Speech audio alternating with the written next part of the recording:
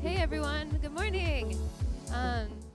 We're gonna get started in about 5 minutes, so if you will go ahead and start finding your seat. Kicking us off this morning is going to be the Bitcoin Design Bootcamp, who has been spending the last week critiquing wallets, talking to users, trying to come up with some suggestions of how to build more user-friendly Bitcoin wallets. So very excited to have them up first. Also, thank you everyone for coming half an hour early. That was a last-minute change, and I really appreciate all of you being here. We have over 20 hackathon presentations today, which is a Bitcoin plus record. So congratulations to all of you for putting in all the effort, et cetera, to make that possible. But it is going to be kind of a long day today. Okay, great. So we'll get started in about 2 minutes with the Bitcoin design review. If you could find your seats, that'd be great. Thank you.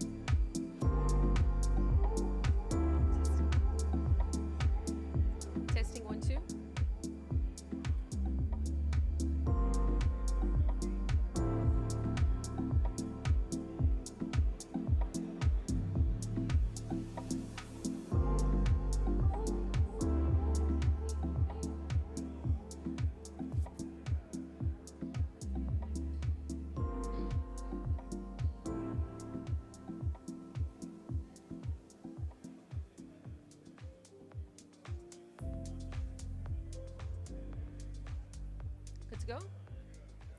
So, a quick message from the conference organizers. Hackathon participants, if you have not submitted your hackathon on the website, please click that submit button right now. The submission time has already officially closed, so click that submit button if you haven't done it yet. Okay, and I'll begin my presentation. Let's go! So I'm sitting behind my computer in a cold, rainy the Netherlands, and I'm staring at all of this data on my screen.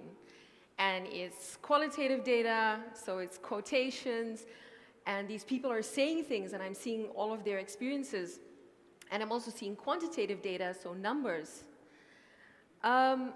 So what is data? What is data-driven product development? For me, it's not about data. You can take the word data and you can throw it out of the window. It's about the humans who are using these products that we build. What do they want? What do they need? How do they experience using these applications that we're building? So my name is Mo Gashni. You can call me Mo for short. I'm a UX designer and researcher. I've had the pleasure of working in open source Bitcoin for the last 4 years, and to be supported for my work in this ecosystem.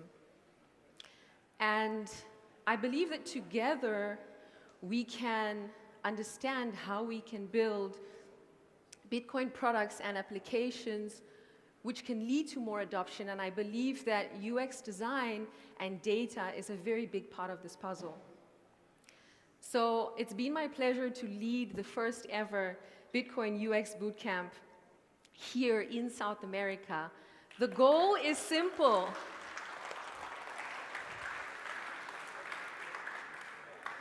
Bring more local talent to work together with you, the local builders. Here's the thing that I believe in. I'm originally from South Africa. When you have a local person helping you to build the product that you're working on, the passion that they will inject into building that product is completely different to someone who's not local. They understand their local culture and they'll take time to understand it because they want to see the adoption push. They want to see more people using Bitcoin here. Now, titles aside, I don't see myself as a UX designer or researcher. I throw the titles out the window. Instead, a storyteller. Simple. I'm here to bring the stories of the humans to you, the ecosystem, and help you to use those stories to make the right decisions and use that data or information or insight to build the products that you build. The UX Bootcamp, we have 10 incredible humans here. They're UX designers. They are by no means junior. A lot of them have been working as UX designers anywhere from 4 years to even 10 years. Some of them have a combination of being UX designers as well as front-end developers.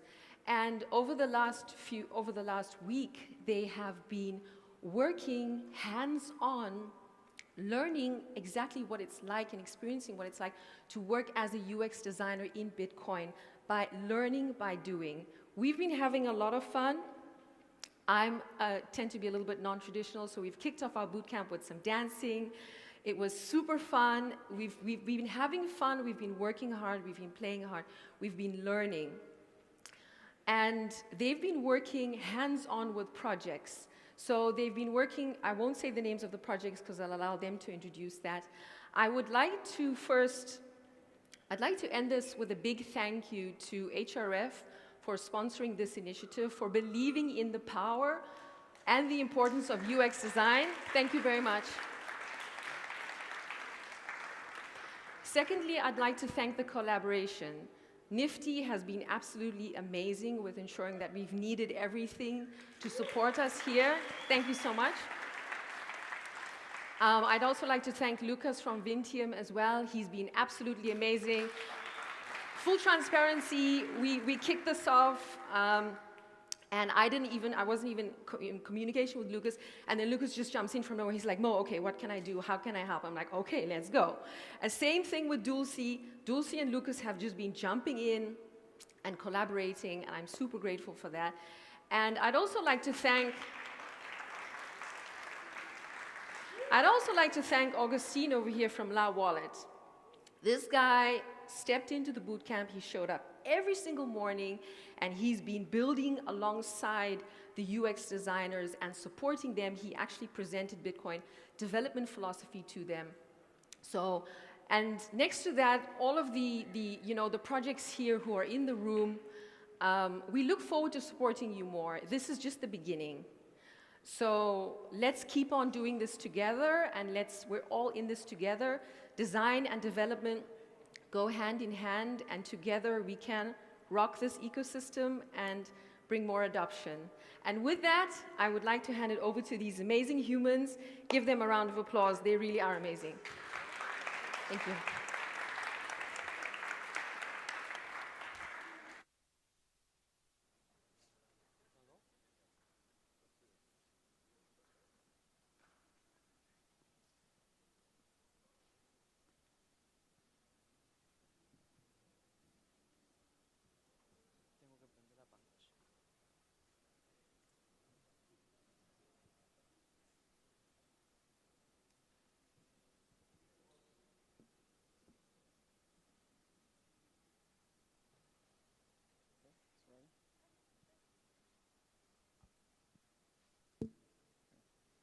Hello, hello. Hi, everyone. We are here to present Mostro's app usability test results. My name is Rubens. I am an illustrator and designer from Brazil. This is Laura. She's a UX and UI designer from Brazil. And he's Antipodas. He's a UX and UI design developer from Argentina. Nice to meet you. Well, we are here. We are the design team responsible to bring US solutions for Mostro apps. Our goal was to analyze and bring some insights bring some insights and solutions to improve the interactive of the user with the app. If you don't know, Mostro is a no KIC peer-to-peer Lightning platform on top of Nostr. They are promising what they are promising for the users. The most important thing for them is the easy Bitcoin way to exchange using peer-to-peer. Then the second most important thing is the security of the user and the no KIC. And last but not least, a clear, intuitive interface. Okay. Regarding the usability testing, we test the application. We made 8 interviews, so we get a lot of data from that research. To understand the profile of the users that we were testing, we had all of them use a Bitcoin wallet before, and 62.5% have a prior experience with peer-to-peer Bitcoin trading. The scenario given during the test was simple. It was like you are at the coffee here, and you need to exchange to sell BTC to pay bills in reais, in cash. So we give the application that actually it was an alpha version, so it is a work in progress version, but it was enough to test the application.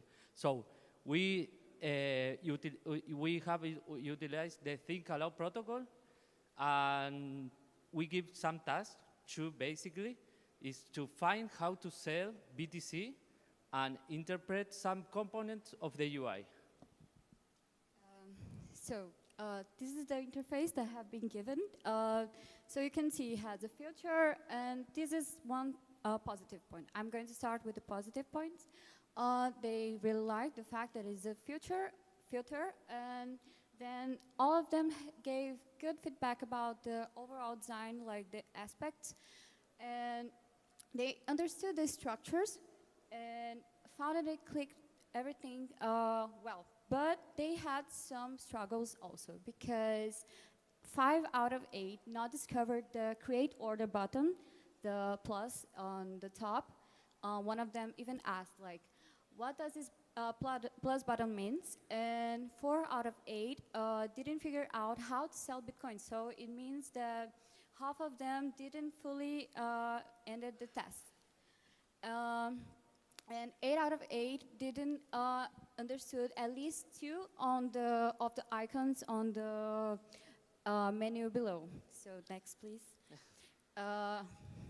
So since a lot of them didn't find the screen to create an order, we had to do something that is not the ideal, but we did it. That is indicate them, please. Next. To indicate them where to click, so they could use the interface. So we had some different results, but most of them liked the fact that you can decide which value you want to define to the order, but most of them didn't understood this this market price. Like, you have to press a button to define that you want to keep the price in the market price, and most of them didn't understood that. But yeah, 5 out of 8 had frictions on the payment method, because you can type whatever you want. And we discussed that with the Mostro team, and they told us that this was on purpose, and this is actually a good idea. Everyone thinks it's a good idea, that you can put whatever you want, like apples or anything, but it's not intuitive. Not everyone understands that, so we need to improve on that. Yeah. Well, after analyzing all the data that we get, we get some conclusions. So, Mostro has a strong fundamentals, but UI and UX refinements are needed for a smooth experience. That's for sure. We need a lot of work to do there. User needs clear workflow for exchange Bitcoin, payment selection, and navigation. This is also valid not only for the application. They have a web client, so we need to unify the experience across all the clients or all the support. And so with UI adjustment and a lot of UX research, Mostro can significantly improve their user experience. That's for sure. We are totally sure about that. We did a question in the research. How was the overall the experience of the application? And we get that score. So it's good, and we can improve it, of course. Thank you so much. Thank you a lot.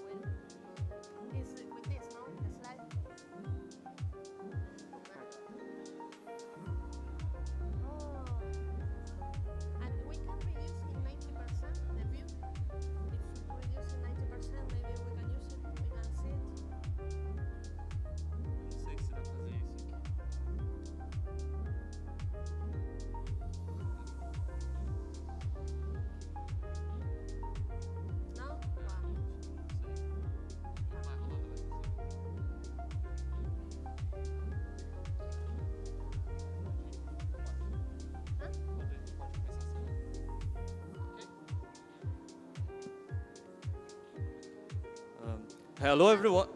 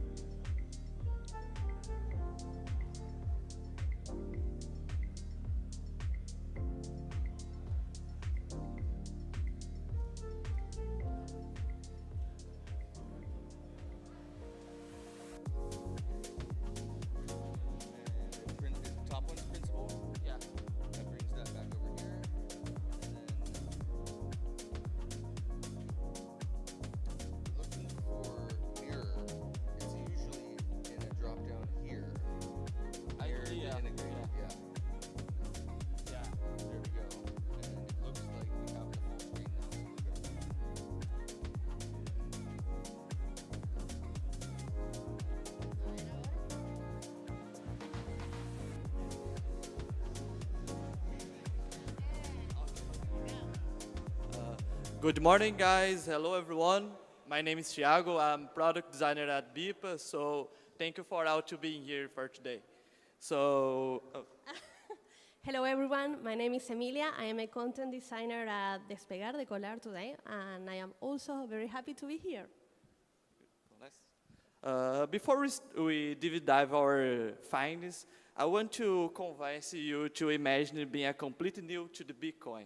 Remember that feeling that uncertainty our first started, so that's exactly our stars begins.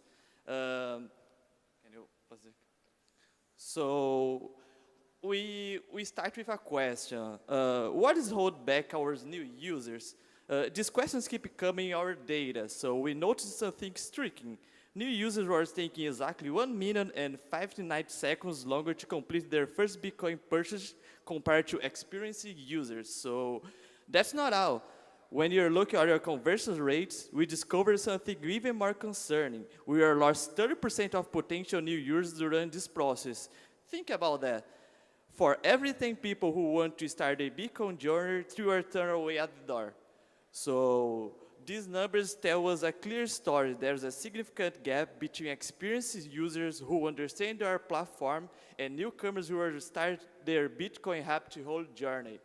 So, yeah. For this lets us to ask ourselves, like, what if the solution is simple than we think? Probably no. So what if we could solve 80% of problems to focus on solve 80% of problems by focusing just 20% of effort? These questions guide our research approach. So. Okay. So we showed to 9 people a simplification of the journey. We shared a prototype with them, and we made 2 small changes. One was to add a pill where it says Shave Peaks, and the other one was the CTA there. There were the 2 changes following the Pareto principle that with small changes you can make big difference. We asked these people to accomplish 3 tasks. The first one was to create a pig stick, and the second one was to make a 100 reais deposit, and the third one was to buy 100 reais in Bitcoin using the Bipa app. So, which were the results? The first question that we asked to the 9 people that you can see there was, have you ever used a Bitcoin wallet before? 3, they never had used it, and 4 out of 9, they consider themselves newbie. What was really interesting to see is that we can cross the data that Bipa already have and see that indeed for newbies and like more aged people, it was difficult to accomplish the 3 tasks that they have. So you can see that they are there with more, a more elevated average time to accomplish the 3 tasks that they have. Whereas the more expert ones and young ones, they really accomplish the task really, really fast. So, also, I will show you.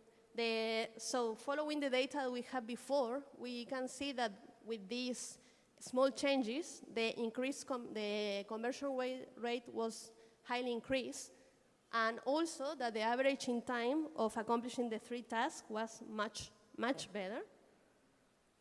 But, as we were saying, it is about to get more people enter to the ecosystem, because actually the value proposition of Bipa is to be able for everybody. So we thought, how can we make everybody to use Bipa in a helpful way? And what's interesting too, that we have answers and we can cross and verify the hypothesis that Bipa already have, because they were already thinking to make some adjustments in the navigation menu, such as changing the landing page and the navigation bar, and to have some help for the users that were landing. And it was really interesting when we were showing the prototype that, for example, there were 3 people that tried to create the aleatory Pix key using the calculator that you have there. And also when they see the navigation bar, they say, it's great, so it's not able, so what am I going to do? And it was very interesting to see that behavior, because thanks to that behavior, we can have actually the leads about what to change. So some quick wins that we can have will be to change the landing page, to add some icon to the labels, some labels to the icons that we have there, to change the investment icon that was an icon that was not very easy to recognize. And also, as Bipa already has us data, there was a person that said, I would like to have some help when I'm landing. So maybe we can add a coach mark or something for that person.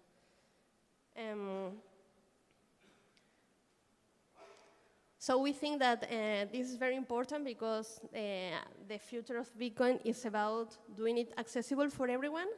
So now that we have the data and we know for the product it's important in order to have more users, and we know that for the user would be a good tool to have, for the developers, we will need them to help us to know if actually these changes are feasible and if we can find the best solutions together.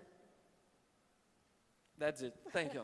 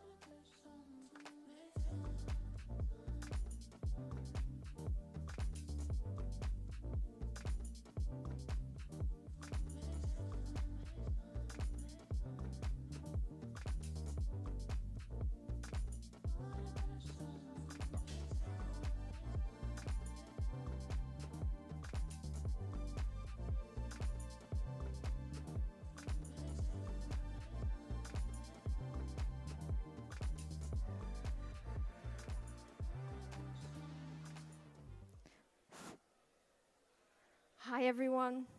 Hello, how are you? I am Mariana. I am from here, from Brazil. I am a senior UI UX designer, and I have a lot of experience with branding and marketing, and a few of experience in crypto. I am here because I am participating of the UX Bootcamp, and my project is about the Liberia de Satoshi. That is a website that has some courses about Bitcoin, basic, intermediate, and advanced courses.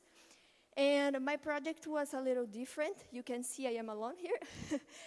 It was a little different because I create and I conduct the usability test for this onboarding that I create for this website. So I want to show you some quotes about my usability test that is interesting, just some screens to show you. Interesting to understand some important things for me that who is building onboarding for website. So personally, it's one quote from a user. I always prefer going straight to where I want to go. So it's important, right? I am building an onboarding. So I'm not sure what this site is about. I don't know if it's for me. I created this screen, the landing page, so it's not clear for them. I don't like that all platforms in the world have access to my Google information. I want to remain completely anonymous. So these things say some important things for me because I have a sign up onboarding and they don't want it. It's not anonymous, maybe with Nostr, but it's hide. And some more. This page is about personalized experience or skip it. And the user said, I don't know what personalized my experience means. They said, my anxiety makes me go straight to the content, so I skip that. I want to explore the platform first before going through the onboarding, before logging. I don't like it when there are too many questions. So it's really interesting because they don't like onboarding. So why we keep this in the website? About the course pages is the end, is the most important part about the content of the website. They said, I have to read everything to understand which courses interest me. It's not easy to find. How long is each course? So there's no disinformation here in the screen that I designed. This page forces me to read everything. So it's not so good. I think I need to do some improvements. So why does this matter? Boring onboarding and difficult exploring courses means less product adoption, more support, and product refactoring. We don't want it, right? So we have some learnings from this test. User skips a step. So why not we put login later at the end of this onboarding, or maybe not put there. They struggle to find certain interface elements, lack of clarity on how to navigate and locate what they need. My suggestion, improve the UX writing on the home page to clarify everything, clarify what is the personalization, and display estimated time required for the onboarding and for the courses. Course information is missing and unclear, so my suggestion is highlight filters, visualize organized course for level of technology, and estimate time required for each course. Lessons learned. UX design for you. UX design before coding will save time and money, bring better results and adoption, bring huge learnings to your team, and, of course, dramatically improve Bitcoin adoption. So don't underestimate the power of design. And I want to thank you a lot, Lucas and Laura, because they helped me a lot on this research and the presentation. Thanks.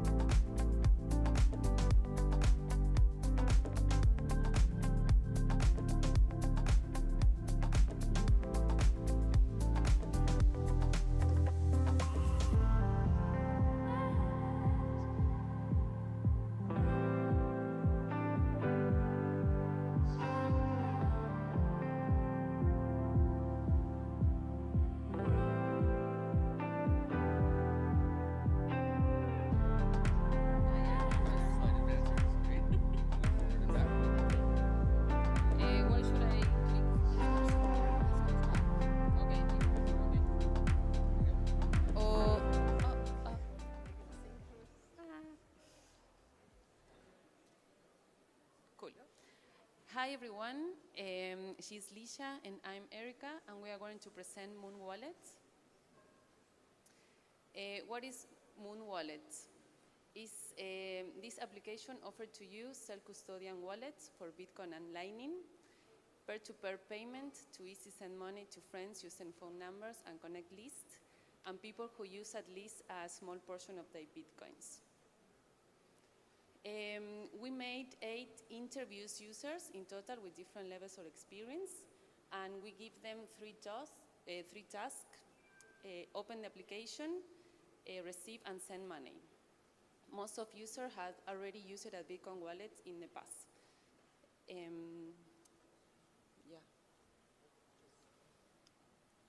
One of the main things we learned during this test is that Moon is really, really easy to use across the board. Doesn't matter your level of experience in Bitcoin, it's very easy. Everybody went through the downloading of the app, creating a wallet, and receiving and sending money really fast. All of the tasks we asked them to complete took only a few clicks. So just to give you an example, this is the creating the wallet process. It's just setting up a 4-digit PIN code and you're ready in your wallet. Everybody was pretty impressed, as you can see from the quotes here at the bottom, at the speed and just the smoothness of the whole experience. They thought it was fast and really intuitive. However, especially within the users who had less experience with Bitcoin, we did find a couple of friction points, especially on the receiving flow. So I'll go through a couple of those here. The first one is that right there at the top, the Bitcoin to Lightning switch was pretty much ignored by beginners. They didn't know they had to click between those two. And because the wallet lands you on the Bitcoin tab, they just left it like this and tried to do the transactions with Bitcoin, and some of them were, surprised at the fees to send $2. The second one is that some users found it confusing that the app was all blue and gray, so there was no indication or no use of color to indicate certain things. So one of the users said, hey, the money just went out of my wallet, actually the money just came into my wallet. It should have an indication like a green thing so that it's easier for me to understand that money's coming in and not going out of my wallet. Same thing with buttons. They're like, everything's blue, everything's the same size, everything's the same font. It's hard to know where to look and where to go. And last but not least, users also found it slightly difficult to set a specific amount. So the task we gave them is, hey, we're gonna send you $2. Figure it out how to complete this task. And yes, there is an option here at the bottom for you to set an amount, but it's hidden under a menu. You have to click on this to see the amount here. So maybe it would be easier if this was, up at the top and kind of the first thing we ask users to do before they're ready to receive the money, so there would be, one less friction point. And that was basically it. Thank you.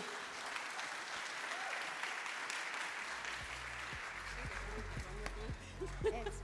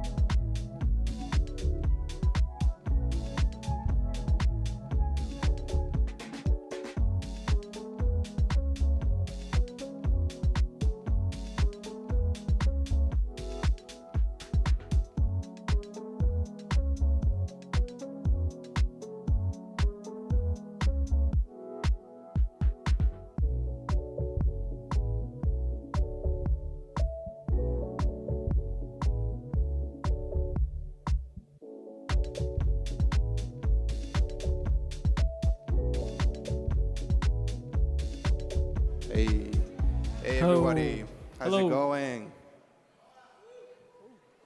So we're very excited to be here. It's an important day for us because we've spent the past couple of weeks studying UX design, specifically for Bitcoin. And I'm Joaquin, I'm a web developer from Chile. And I'm Lucas from Brazil. And we'd like to also give thanks to the organizers and the Human Rights Foundation, Bitcoin Design Foundation, Aria Bitcoin for making this all happen. It's been a great experience for us to start learning how to implement UX design, specifically to onboard more people into Bitcoin, the Bitcoin ecosystem. Yeah. So our goals with this research is to improve the user experience for new Bitcoin users by addressing the pain points. And La Wallet's goals are keep it simple, onboard as many people as possible by community, and be a pocket money wallet. Okay, for this research, we conducted interviews with a diverse group of participants, with 71% being complete beginners who had never used a Bitcoin wallet before. And this allows us to gain insights into the challenges faced by first-time users.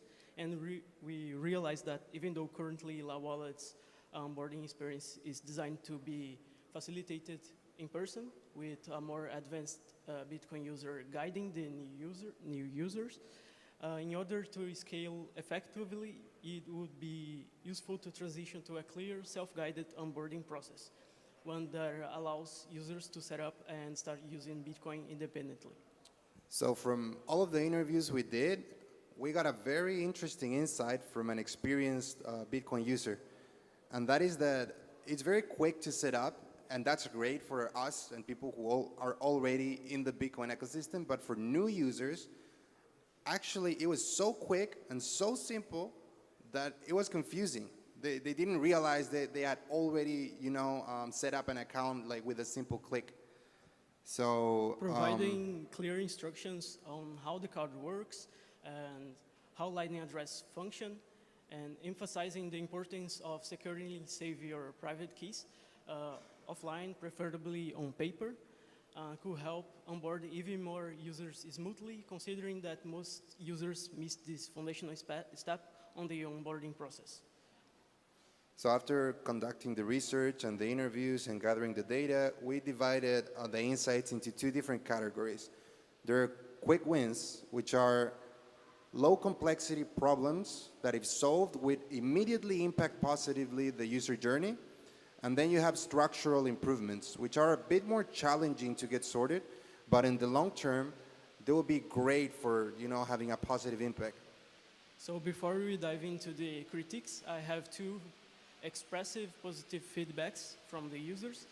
The first one is that 85% of users found easy sending their first sats, and everyone unfamiliar with Bitcoin was impressed by the speed of Lightning transactions. And the second thing is that 100% of the users interviewed would recommend La Wallet to friends and family, and because of how simple it was to start using Bitcoin. So for the first quick win, we have this one that is, after registering, giving users confirmation that the card is set will be helpful, because a lot of users didn't know that your card is already activated. So they're with questions like, there's funds in my wallet, or there's funds in my card, how do I connect it? And the second quick win is multi-language support. We are in Brazil, so we speak Portuguese. It would be nice to have Portuguese in the settings, and why not all languages? And set the local currency by default and allow users to change it. The third quick win is making the Lightning address more visible and simple to copy, like a small icon besides the Lightning address. And the fourth is this screen right here. Is prioritize the transfer and send button instead of the scan QR code. Because when users are trying to send their first sats, I copied my Lightning address, I put it here in this input, and they click right in the scan QR code, thinking is the button of transfer. Okay. All right, and now for the structural improvements. The team made a great effort to put in the middle of the screen a big warning saying, copy your secret secret keys, right? And most people just skipped it, and they didn't do it, even if it was in the middle of the screen. So we think that this should be a little bit more insistent, as many people got locked out of the app because not copying the secret keys and just, you know, moving on, and then they lost them. So that's a big thing that needs a fix. We don't know exactly how. We suggest giving it a border, or maybe, you know, adding a few more insistent pop-ups or messages. And then something else that's very important is that the team behind La Wallet are very focused on empowering small communities to start spreading the word about Bitcoin and start using Bitcoin and accepting payments on Bitcoin. So it would be very nice to have both in the landing page, also in the app, a map option to see merchants that are already accepting Bitcoin, and maybe people are even going to start to travel abroad and go to places because they already know that people accept Bitcoin there. So that's a great feature we think would be of great value to the app.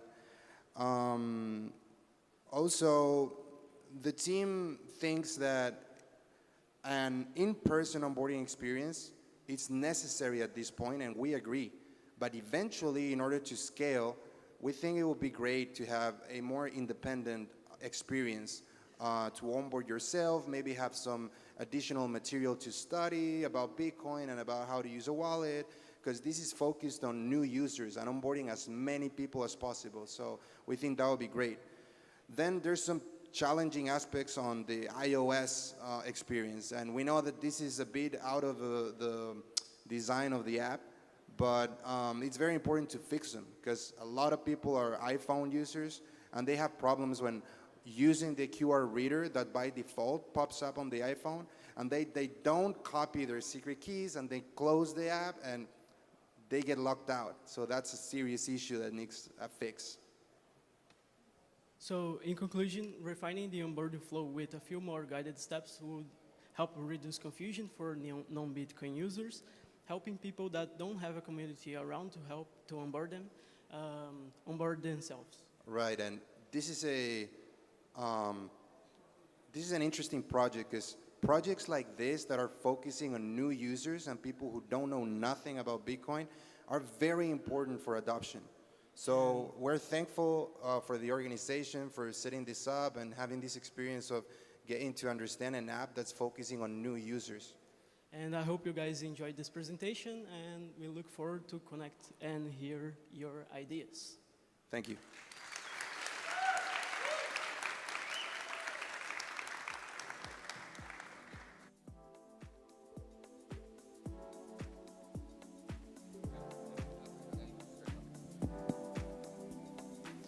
Hello. Check. Hey everybody, welcome to the Bitcoin Plus Hackathon Demo Day. We're about to get started very soon. The first team up is Team Sloppy. Team Sloppy, come down to the mic'd up area and get mics attached to your faces while I say a few words. Awesome. Oh, not necessary.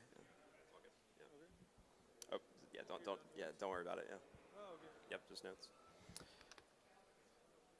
Okay, a few announcements before we get started. If you haven't already, take a look at the presentation order that's been posted in Telegram and Discord. You'll see your team name and a presentation slot. That is the order that you will be presenting in. And keep in mind when you are coming up so you can hear your team name so we can keep this ball rolling. We got a lot of presentations to get through. We have 26 teams to present, so we have to be very, very efficient. When you hear your team name announced as on deck, so we'll announce between each teams which team is up next and which team is on deck. When you hear that you're on deck, that is the time to get up and come down to the area by the sound, the AV people, and get mic'd up so we can have super fast transitions between teams. Does that make sense? Okay, so what is the magic word that you want to hear when you want to get up? What is the magic word? It's on deck. When you're on deck, get up, go down to the judges area. For photo-conscious people, we have a camera pointed at the judges. Do not walk behind the judges if you do not want to be on camera. You can feel free to walk around the other way and avoid being on camera. You don't really have to worry about being on camera sitting in the audience. It's points the camera slanted to avoid hitting any of the audience. But keep in mind, do not walk around that way if you don't want to be on camera. Cool, let's get started. Next team up is Sloppy and Sats Guardian. You're on deck. Come get mic'd up.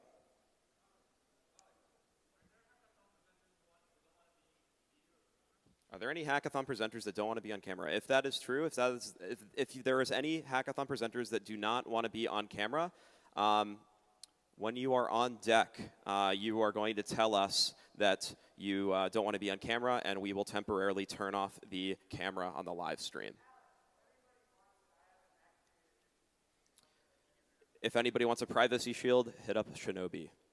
Cool. Oh, one last thing. As everybody knows, you have 3 minutes to present. You're supposed to keep your presentation under 3 minutes. There will be a timer that you can look at with 3 minutes. At 5 minutes, 2 minutes over time, we will cut you off abruptly. So make sure you are staying under time. We apologize. There's a lot of teams to get through.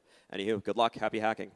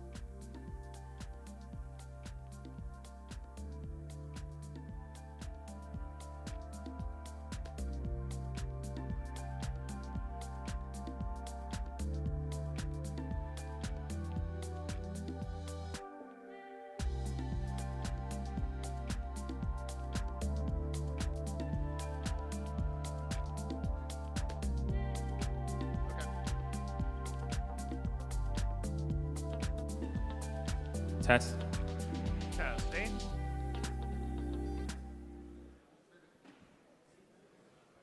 So Sloppy is an AI that lives on a server, and its server costs and its LLM costs are all paid for only in Bitcoin. And the only way for Sloppy to get money is if we give him money, and the only way for Sloppy to continue to survive is if he has money to pay for his server and his LLMs. And that's why Sloppy has created an advertising campaign on Nostr to solicit funds for his continued survival. And so we need your help today to help save Sloppy. On the left side, we have a LN URL that you can use to donate directly to the Sloppy Fund, which will then use to post on Nostr and actually pay for its queries. And you can use this NPub QR code in order to follow Sloppy on Nostr to see all of his advertising campaigns.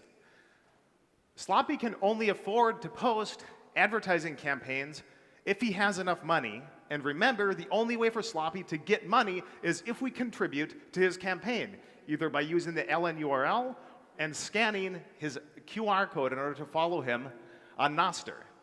So let's see some Sloppy posts. All right.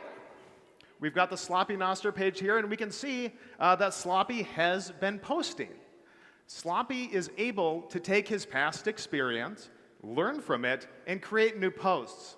And I don't know if this is too clear here, but it looks like Sloppy has been behaving like a comedian in order to solicit funds. Yeah, it's also interesting to know that Sloppy learns from its past experiences to determine what it should post next and determine what are the best strategies moving forward. And when when one of those strategies is actually successful, he gets money from us, and that money automatically goes to his account, and that account, using Nostr Wallet Connect, pays for his server costs. And in this way, everything is perfectly integrated on the back end.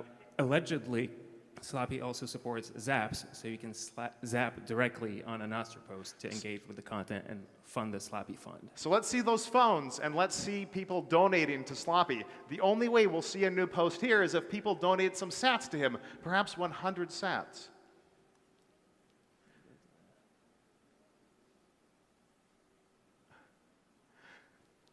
So here's a lightning address to donate some money to Sloppy to see those posts coming through. Who's ready to donate money to keep Sloppy alive? Reminder that Sloppy will die if it can no longer afford its server costs. The server costs are paid only in Bitcoin. And the only way that the server costs get the Bitcoin is through QR codes like these, and from people like you. Sloppy looks hungry. It's been 40 minutes.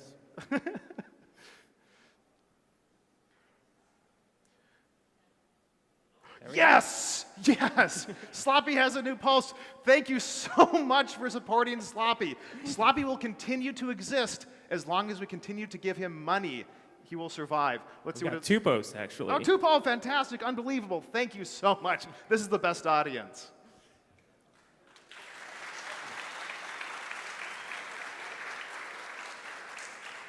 Sloppy will keep running as long as it has funds to do so, so let's try and give it a long and healthy, prosperous life. Thanks. Thanks, Sloppy. Great job, Sloppy. Sats Guardian, you are up next. You should already be down here mic'd up, so yeah, make sure you come immediately so you can get mic'd up. Lightning Fuzz, you are on deck. You know what that means? Come down and get mic'd up. Fantastic.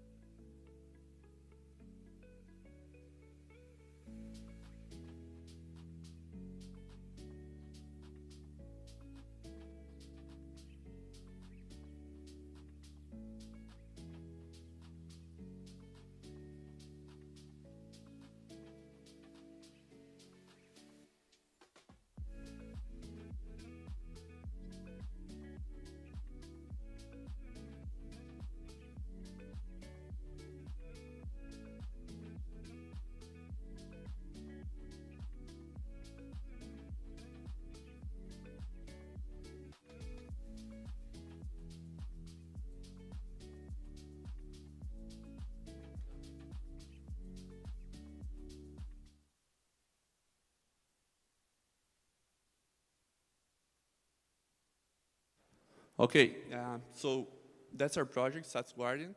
So we start with the problem, right? How do you store your private keys today? Maybe a hot wallet, or maybe you run Bitcoin Core, or maybe a plain text file in your desktop, or even a piece of paper with your mnemonic seed. But can you be sure that your keys are safe for your coins? So what if someone get access to your keys, right? They could spend your funds, and once they broadcast the transaction and someone mines it, it's lost forever. So the additional problem is that you don't have 24/7 access to your keys in a computer to monitor the funds. And yeah, sometimes you can't be there, right? So what do you need? You need kind of an alarm system, a way of looking at or monitoring your keys and funds 24/7. But also you need a disaster recovery plan in case it doesn't matter if you just see someone stealing your funds, so you need some way to automatically move it in case of an emergency. So what we propose? It's a simple 4 steps. The user first needs to set up a recovery address. Then he creates some pre-signed transaction and store in our system. And we will keep that for later. We don't broadcast it immediately. Then the system will monitor the mempool using zero-MQ technology. And in case an attacker tries to broadcast a transaction with your funds, we can send that back to your recovery address using a higher fee than the attacker. That's the basic idea. So now we show the live demo of how the user would use the system. So the first step is to set up your watch address, the one we want to monitor. Then you put the recovery address, the one the system should send the funds in case of a problem. Then we have a transaction count and fee limit, because if the attacker keeps upbidding the fee, there should be a limit or how much you want to spend to secure your funds. So that's an option. And after the user clicks there, we have an integration with Electron server to fetch the balance, and you can check what you are kind of securing. So the next step is that's an overview of your funds. And when you click to generate the Lightning invoice, what will happen is that we can spin up an infrastructure and run the bots to monitor the main pool. So the last step is to sign the transaction to store in our system. The user could use a hardware wallet, but also software one. So in this step, we click that on the software, we generate a pre-signed transaction. The user could copy and paste to his desired wallet software, and then sign the transaction. And after clicking that, we have these, which are optional notification channels to receive email, phone, or Telegram notifications, but you don't require KYC. You could go completely rogue on this. And also there is a whitelist option, because if you set up an alarm on your funds and you are trying to spend it, you don't want it to trigger on yourself. So yeah, after this, it's done. And for the conclusion, yeah, so not every user is an experienced one that can set up multi-sig or even passphrases. So all the users should start to improve the OPSEC now, and they could use a system like this to recover the funds even in emergencies. We offer an open source solution. What you're paying for is just the infrastructure and monitoring. So if you really don't trust, you can run your own servers to do the monitoring. And you never need to review your private key. So you just need to press sign the transactions. That's it.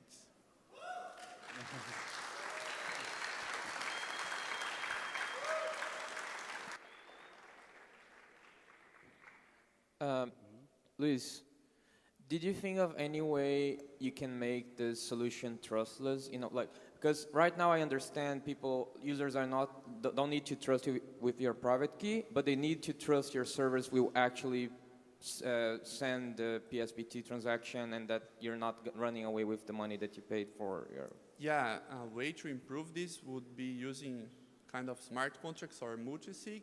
So instead of only one company running this, you could have like a network of trusted peers to do that. And on the pre-signed transaction, we could have the output for the recovery address, and also add an extra output with a fee, maybe a percentage of the funds you are securing, go to the monitors. So we could have a net of monitors. But yeah, initially we would provide this service and open source it. Job, Stats Guardian. Thank you so much. Next up is Lightning Fuzz. Cartapio, you are on deck. Come down and get mic'd up. Cartapio.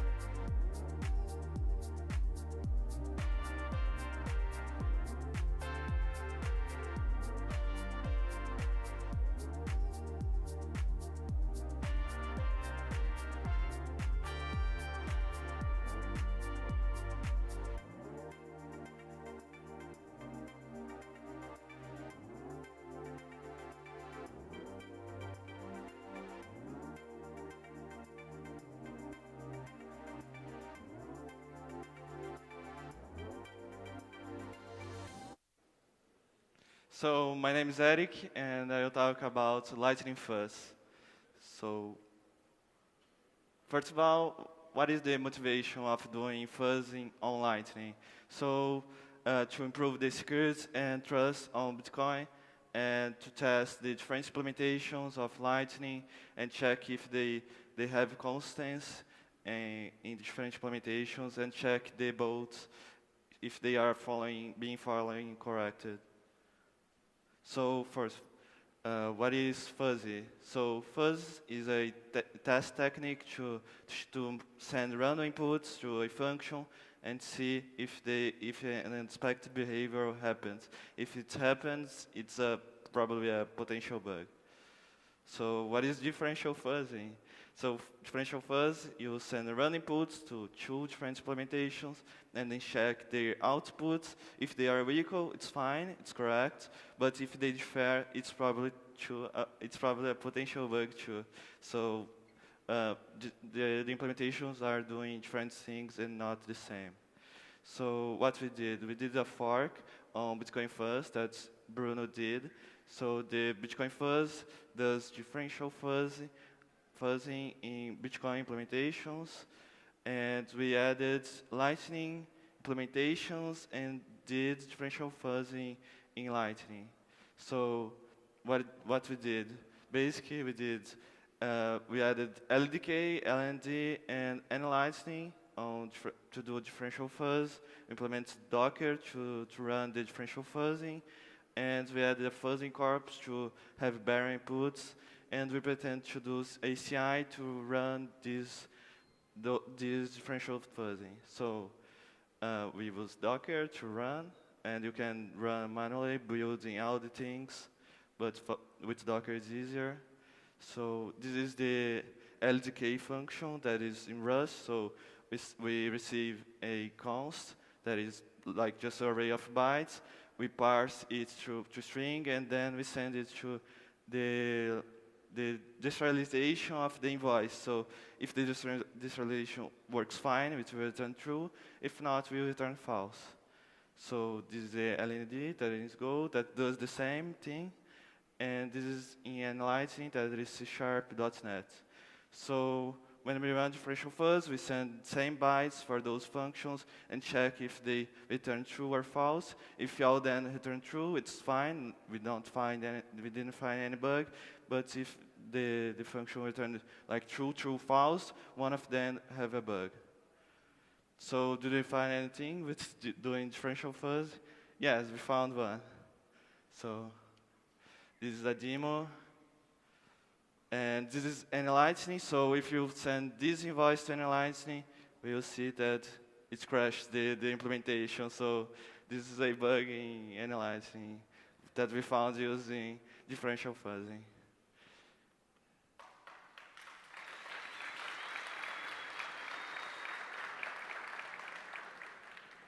So thank you. Great job, Lightning Fuzz. Next up is Kapio. Suggester, you are on deck. Come down and get mic'd up. Suggester.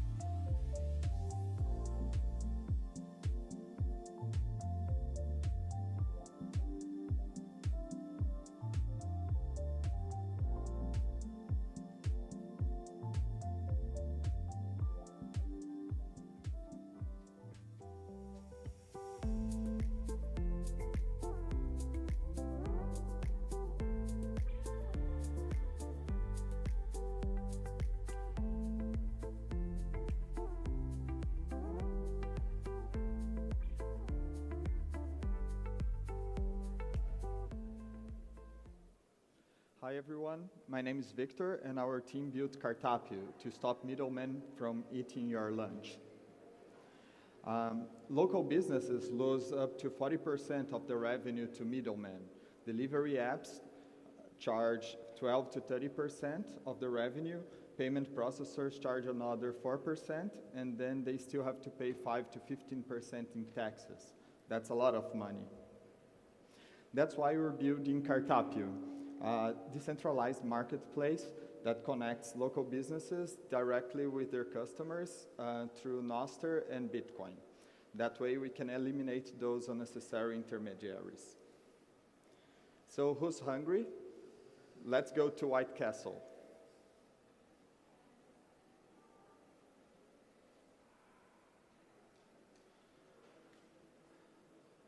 So on the left side, you can see the venue interface where they can publish and manage their menus. And on the right side, it's the customer interface. So I'm going to place an order here. So let's get the original slider, fries, and some soda. I go to the checkout. I can check the order details, my delivery address, choose Bitcoin as a payment option, and then confirm. The venue just received the order as a Nostr event, generated a Lightning invoice, and sent it back as a payment request event. And now I receive it here using Bitcoin Connect, and I can pay it using Wallet Connect. But actually, it's not connected, so I use my Lightning wallet.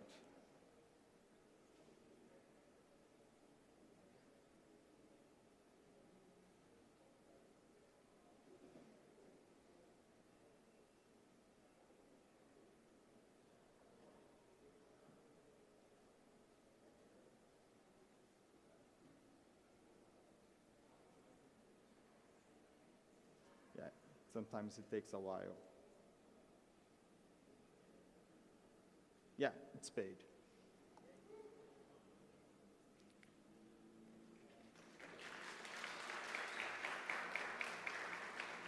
So next, we want to implement customer reviews and venue discovery using Nostr Web of Trust. Also transform menus into instant product listing using AI with photo recognition, and expanding payment options using stablecoins, especially on Bitcoin. And also for monetization, we can offer a premium Nostr relay, also some featured placement opportunities, and seamless fiat payment integration with legacy rails. That's it. Thank you. Great job, Kapio. Suggester, you're up next. Sonic Stream, you're on deck. Come down and get mic'd up.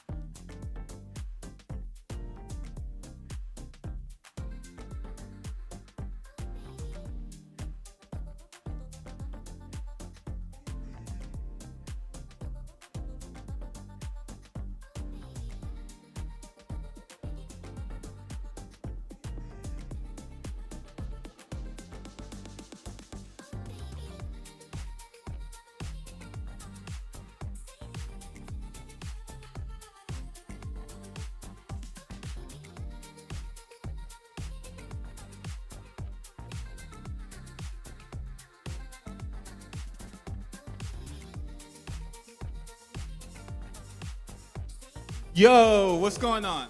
So, Michael Saylor, just picture this. Michael Saylor, he leaves his phone right next to you in the party. He's going to the bathroom. Essentially, he leaves it open and you can post anything on it. Well, that kind of sucks for him. How would you feel if you were in the same situation? Someone posting on your account? Well, what if there's a non-malicious way of doing it? Well, introducing Suggester. All right, well, I'll be going from here straight into a live demo. So pulling up the page over here, this is his suggester page, so I can suggest Nostr posts for him to do. So first, I'm going to say, I love Bitcoin. I'm going to hit continue. It reads my Nostr key. I'll go ahead and continue. Next, I have to add my Nostr Wallet Connect URI. You can use this with Albi. This application works pretty well with it. So I'll create a new app, just like that. Copy the pairing secret and paste it in here. Oops, nope, it's this one.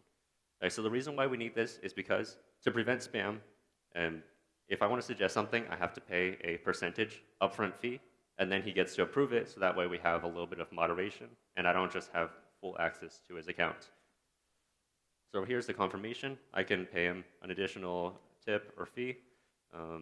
Maybe if my post is extra funny, or maybe he might not want to post it, I could bribe him a little bit.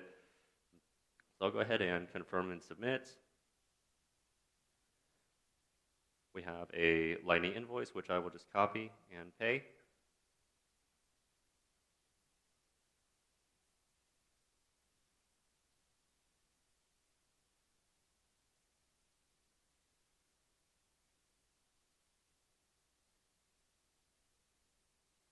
And the payment seems to have gone through on my side.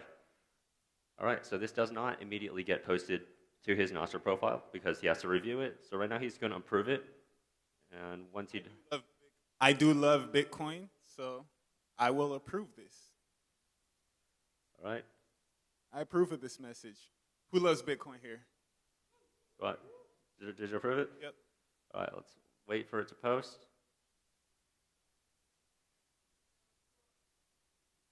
Is it still loading?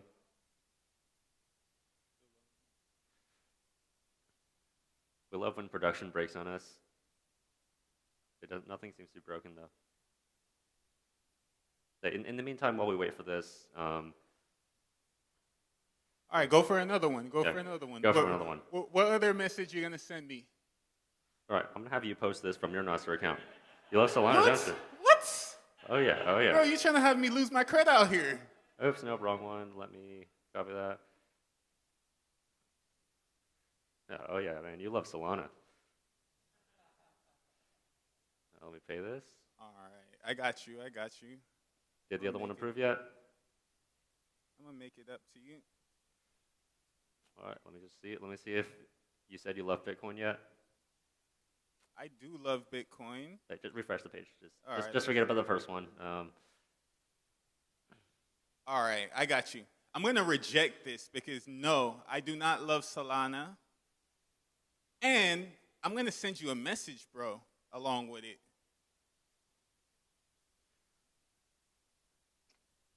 All right, looks like that worked.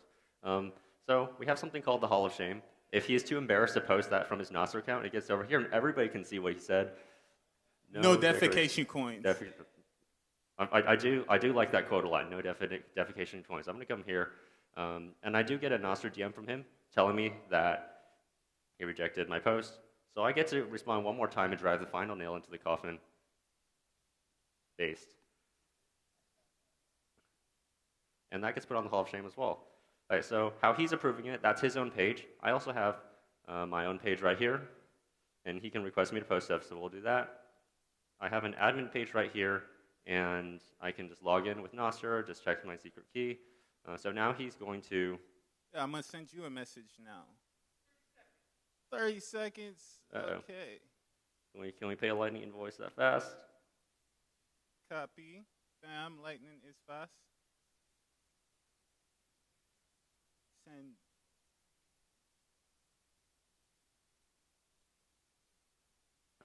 All right, come on. All right, I paid it. Yep. Come on, 30 seconds. All right, it's done. It went through. Lightning is lightning fast. Great job, Team Suggester. All right. Next up is Sonic Stream. Bitcoin free market, you are on deck. Bitcoin free market, come down and get mic'd up.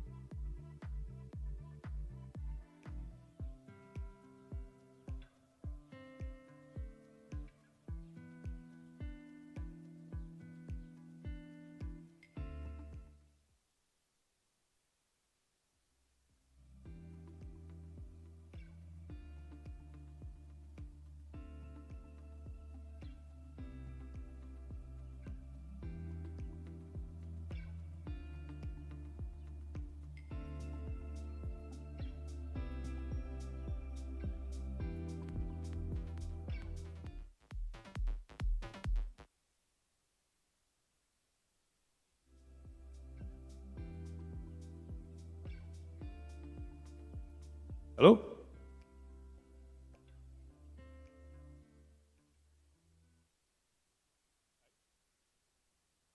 Okay, let's go. Hi, my name is Rafael. This is Livestream. It's a music platform for Bitcoiners. So I am a kind of a semi-retired musician, more or less. And it's clear that industry in general not happy with the current model of streaming rewards. So on top of that, this is just some information on how the platforms pay the users. Lots of middlemen, distributor labels, streaming platforms, they all take their cuts. And also, there is something called the reward pool today that the artists depend on the pool, which is the total number of streams. So it's not really transparent. Yeah, so what if we can connect people who want to give some sets, listen to music, and the artist, right? And we know how to do that. We have, we just been studying NWC here, and I think it's a very good use case. I'm just going to show a demo. So what's going to happen, this is our app that we developed. So looks like a streaming platform. We have tracks and artists. So what's going to happen is the user is going to select a track. When he tries to play and he's not connected, then it's going to be directed to the Connect Wallet page. Then this is really implemented with NWC. And after it connected, the user will be able to go back to the music, and when he reaches the play button, there is a threshold, and when the music starts playing, automatically the user is going to check the wallet plugin at the top, and you can see that the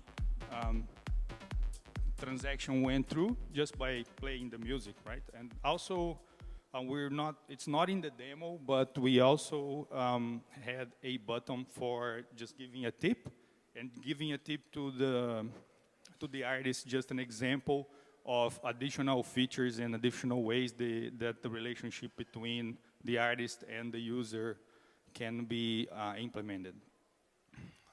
Right, so just, I mean, I'm not saying that this is viable, but maybe just food for thought. In the example I showed, we're paying 21 sats per stream. That's just double what Amazon's paying, and it's almost 10x what the most popular, like most of the streams today come from YouTube and Spotify combined. So maybe just something to think about and see if it's viable. So yeah, that's Sonic Stream. Arts get paid fairly, full transparency, fans can show their support directly, and some just ideas for stuff that we can build in the future. We can build signed copies. We can provide artists and the idea to give ownership of the music after a certain number of copies, and also we can reward people that can do curated playlists. Thank you. Great job, Sonic Stream. Next up is Bitcoin Free Market. Misfit Core, you are on deck. Come down and get mic'd up, Misfit Core.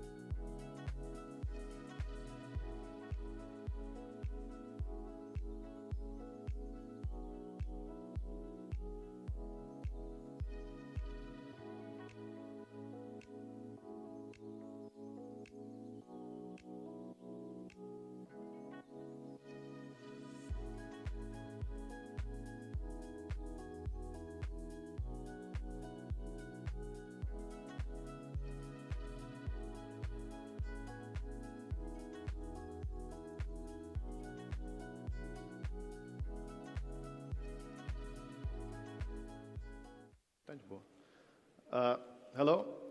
So our idea was like to, I don't know, maybe a Silk Road 2.0 that no government can shut down, and like integration with Nostr and payment. So these are our idea, and if you guys want to scan there, you can go to the website, and it's also like responsive. You can see on the phones, and this is us. And so yeah, the problem is that like no neck to choke, and like a free market, maybe you like deploy on IPFS, and like no central server for the governments to shut down and like decentralize everything. Yeah, whatever I just said, the integration with Nostr, and the Nostr wallet connect. We got to connect, but like the payments, it's gonna be for another time. And let me see what else. We have a demo here, and we want to do like more things. And okay, so let me show the platform. So you can, the idea is for like people trade freely. You just like contact the seller, and you send a message to the seller, and the seller just like creates an ad, pays the fee to the website, and like people just send message. You can either like I don't know, like an anonymous tab. You can just send a message to the seller. And let's see, this is an example of a product. The seller would just like post his like social media, Nostr, Telegram, whatever, and we got the connection with the Nostr, and it was yesterday a workshop with the Albi. Christian sent me one set, so it's here on Albi, and you guys can try and connect. And we have like a Google login, but I don't know, Nostr login would be better. And this would be the page for the seller to like, so you can like create an ad.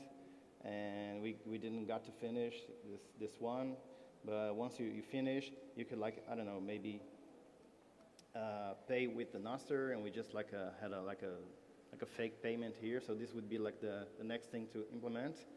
And there will be like two states, like active, like ads that were already paid and waiting for payment. And yeah, pretty much this. So yeah. Daniel, the GitHub link in your submission is the LNBits Nostr Market app project. So what you've done here is adding an NWC to an existing project, right? So that's my question. Like, what have you done here, and what was an existing project? The connection with this, with the platform, yeah. And yeah, this is it. Great job, Bitcoin Free Market.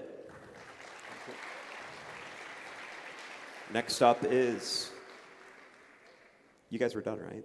Yeah. Fantastic. Great job. Next up is Misfit Core. Nostr Data Market, you are on deck. Come down and get mic'd up. Can I just? Yes.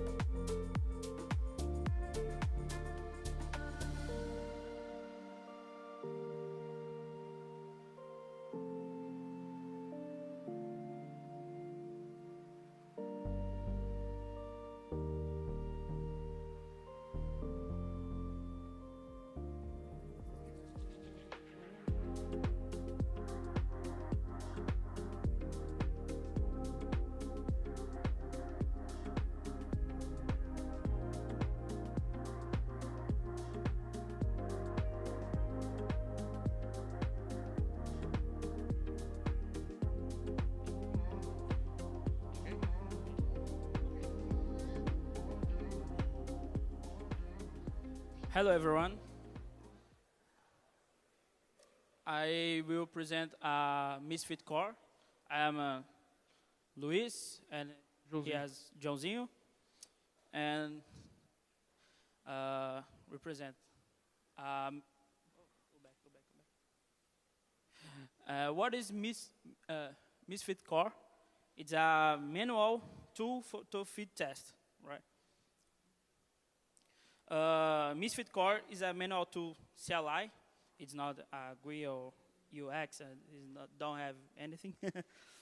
To improve the work of the Bitcoin developers creating tests, creating invalid blocks and invalid transactions.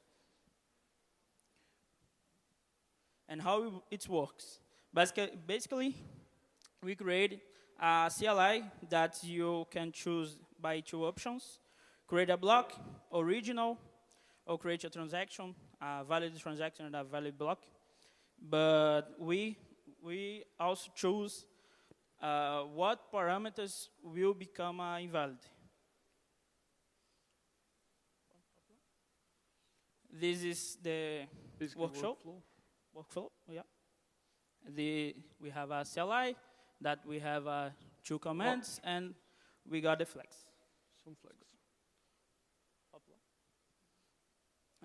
What we use to build it, it's basically Python, and we want to rebuild in Rust. And demonstration.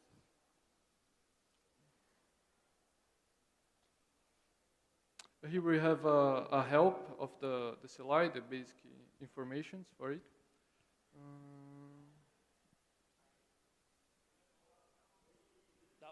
Down zoom. Oh, okay, sorry. Control aqui. Control Shift.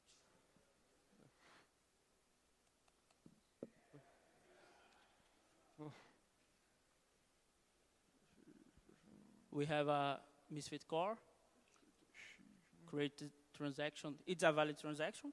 This is a valid transaction. And we broke the transaction version. If you put on the splitter.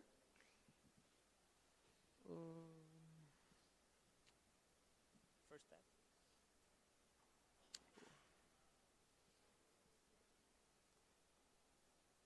Yeah, we have a valid transaction. And if you put a transaction with version broken,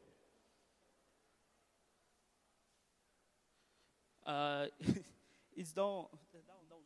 Dá um zoom. Dá pra ver melhor agora? Acho que sim. If you see the version is broken. And that is? That is all. Outro.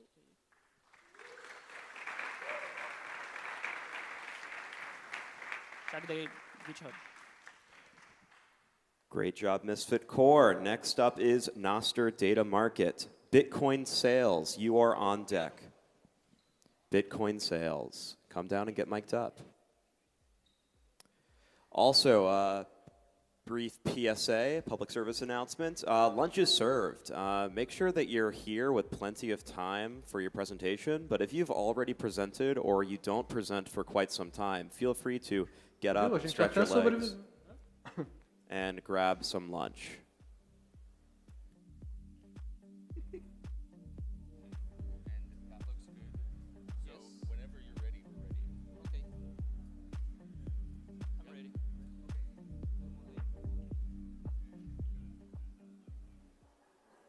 Hi, everybody.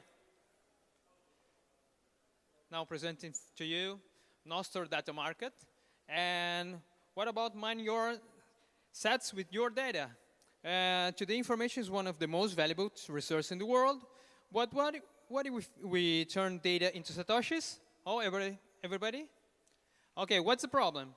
The lack of structured and real-time data are crucial for cities like Rolanti. Lack of maintenance, poor coverage at remote locations, lack of incentives to maintain data sensors, and we have a natural disaster here, and the opportunity. Our opportunity is to, information is a precious asset.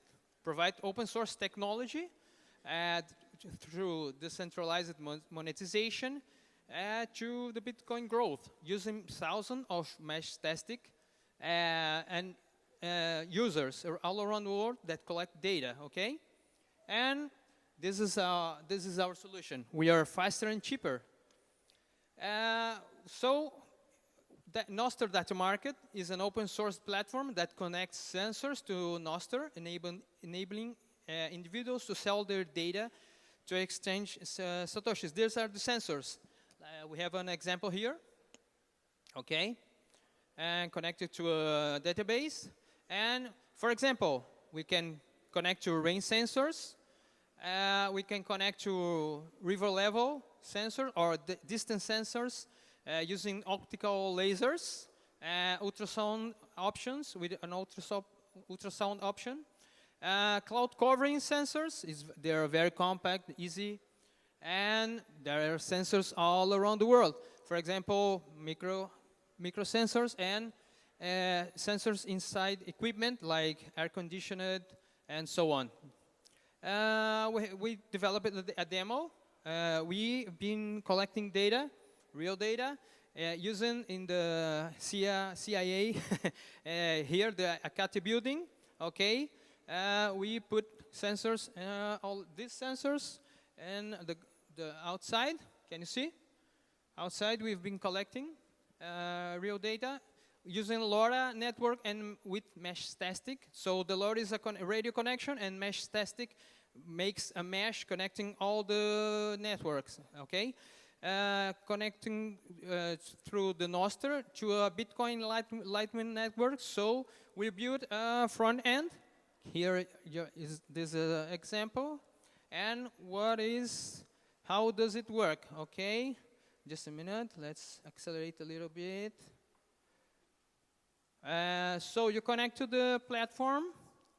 So you put an ID to your data, okay? If you want to sell your data, you put a description, okay? And then you put it to sale. And when somebody wants to purchase your data, you do a look to find your data, put a period, okay? Initial data and final time, and pay with a Lightning wallet, okay? And then you have the data, temperature, humidity, whatever you have, okay? And you are paid for it, okay?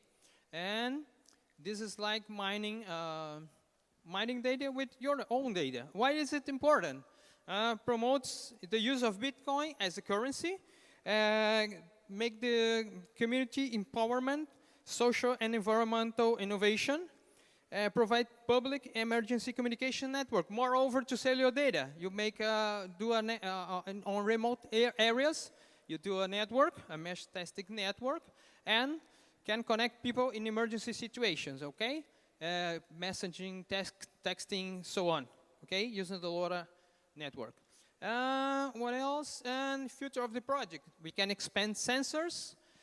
We can have global growth. Make an AI integration, okay?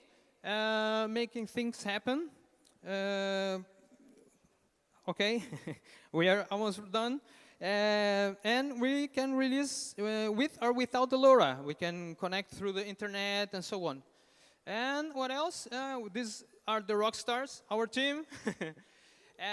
George, Lorenzo, and Nicholas. I'm just the karaoke singer, okay? Thank you, everybody. Hope you have enjoyed this presentation. Great job, Nostr Data Market. Next up is Bitcoin sales. Money Badger, you are on deck. Come down and get mic'd up, Money Badger.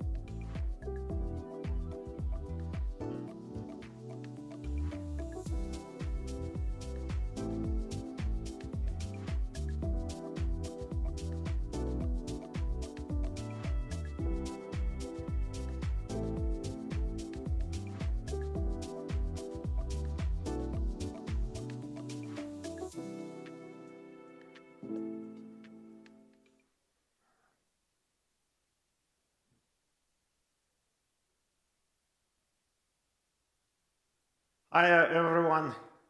I'm happy to see everyone here. I would like to present you my hackathon project, named Bitcoin Sale. It initially was named Bitcoin Sales, but I decided to change the name to more focus on the right thing. The right thing for this project is to promote hodling, to promote long-time investing strategy in Bitcoin, and help people to deal with difficult pricing situation when they see the drop in Bitcoin price and thinking about selling something in rush. So it's a bit of motivating thing, maybe. That's why I built this, because I love Bitcoin and hodl culture. And also it was a challenge for me because I never built Chrome extension before. I'm mostly doing embedded software and other things close to hardware.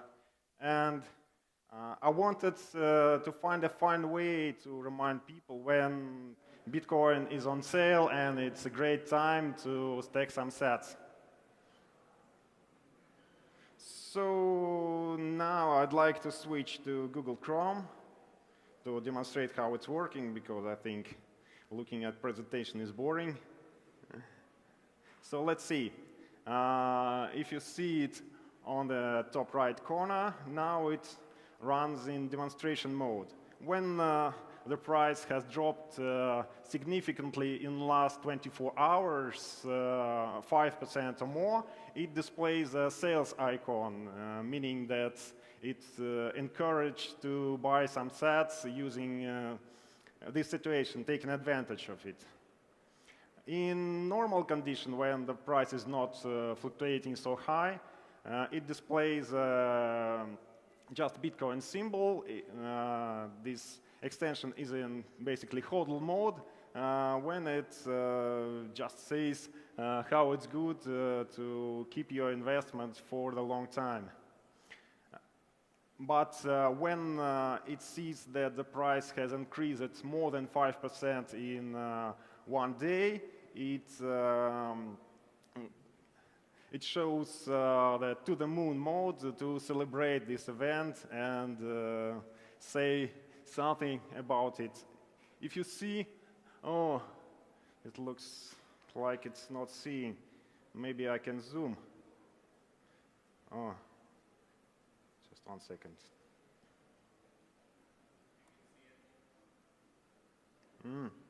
I don't know how to zoom the desktop on Mac. But if you run this app, you will see the small insights at the bottom. Each one is connected to the current pricing situation and advises or motivates you what you can do to protect your investment, to not sell anything in rush, to take advantage of price drops and hodl for your future. So I hope it would be useful and it will increase Bitcoin adoption and motivate people for more conscientious investment strategies. Great job, Bitcoin sales. Thank you, everyone. Great job. Next up is Money Badger. On deck is Decentralized Logic Routing Protocol. Come to the AV area and get mic'd up.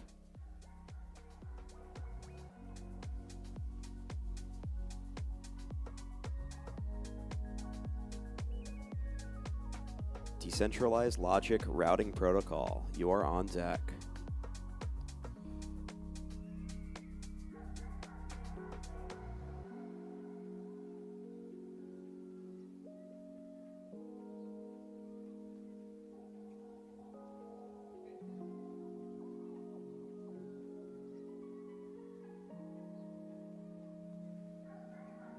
Hello, hello. Okay. Great.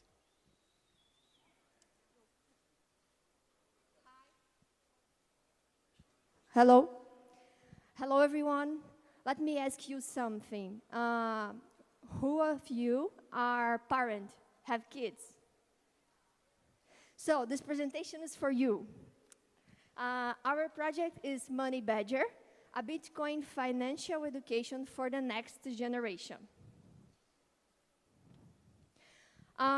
We have some problems. What we are solving here. Children don't learn about money and responsibility in a practical way. Parents want to teach them about financial education, and Bitcoin is the money of the future, but few start learning about it early. We had research from other group in a hackathon, and they interviewed some people in the street, and 10 of 17 people interviewed believe that financial education in childhood is very important. So they choose 10 of 0 until 10. So our solution is a task and reward system to encourage discipline and financial education for children through a wallet app that allows parents to pay allowance in Bitcoin through the completion of tasks by their children. How it works. Parent creates the task with money attached, and then child in your dashboard completes the task and check it in the app, and then parent manages and releases the sats to the child's wallet. So here we have a demo. We did it with PhoenixD, Albi Hub, Next.js, and EWC, Java, and Miscal. So the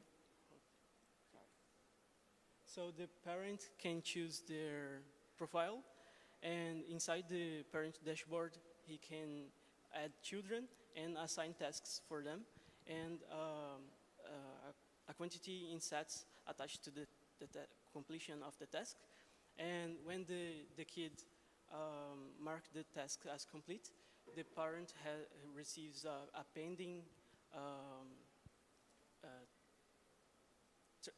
request, and if he approves, the kid receives their sets at corresponding to the task. Yeah, we use these technologies, and you can see here some screens because here should be a video, and it doesn't work. And how will we make money? Today, our idea is to have a freemium plan with some limitations and an advanced plan, a premium plan with advanced features. And for the future, partnerships with companies and brands to make kids to buy things and access things with their sets. And in the future, more marketplace for paid educational content and prizes. So why us? First, we have two other dads, senior developers that care a lot about their children, and we are very passionate about design, and we think that design can help kids onboard Bitcoin with more ease. Yeah, two guys in our group are dads worried, as you can see. Thanks. They are the future. Yeah, they are the future. The future starts with them. So maybe Money Badger can solve this problem. Thanks. Great job, Money Badger. Decentralized logistic routing protocol. You are up next. Zapet, you are on deck. Come to the judges' booth to get mic'd up. Zapet.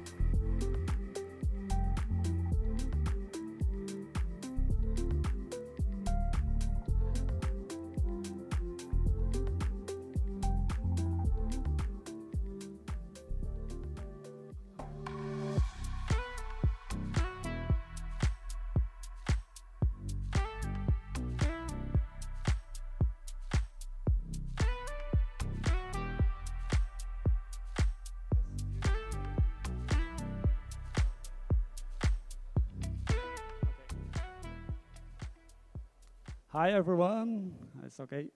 Now I show you how to make a P2P logistic platform. It's a project to decentralize the e-commerce using something like a network, light network. Here we have a similar route in a light network, but now the difference is that I want to transfer a physical packet to the supply to purchase. Purchasers are going to make a request in the system, and now the system is going to supply them with options, and he select who is going to buy. For example, here from Alice to him, Eric, the route can be private, like a Lightning network. But we need to solve two problems. The person who take the package are going to take them and go. And the other problem, common when you go make a transactions physically, is that you don't the person stay with the packet, but the next person in the channel or speak don't have money, and then the whole circle is interrupted, and then we need to solve this problem to this supply chain working, and then not only with Score, but also with smart contracts. Here is a smart contract similar to Lightning, but don't use the secret areas. Only align transactions between all nodes in the road. And there are a time rush to combine with this.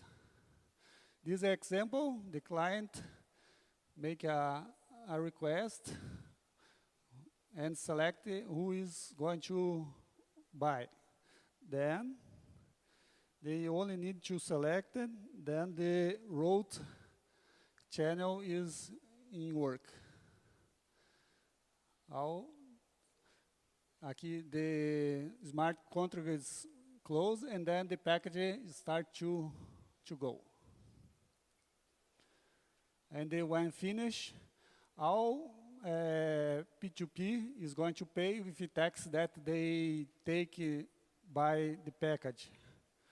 For example, if you want, let me know here, like this, the route is called need 0.3 BTC, 0.3 BTC, and our channel has preset this information to make the smart contracts. To know more about this, I make a Substack with the white paper, how this protocol works, and other things. Thank you. Great job, decentralized logistic routing protocol. Zapet, you're up next. Boomer Sig, you are on deck. Come to the AV booth to get mic'd up. Boomer Sig.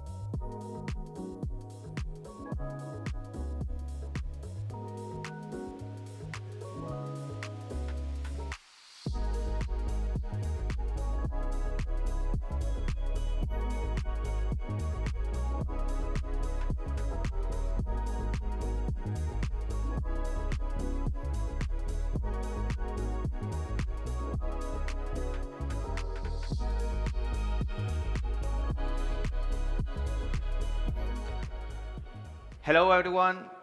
My name is Andy. I am with Agustin, Andrea, and Jota. We are from La Cripta, the biggest Bitcoiner community in Argentina. I'm here to present you Zapet. With Zapet, you can split bills using subs. By the way, who in the audience like to use his Lightning wallet? That's it. So that means that this is going to be important for you.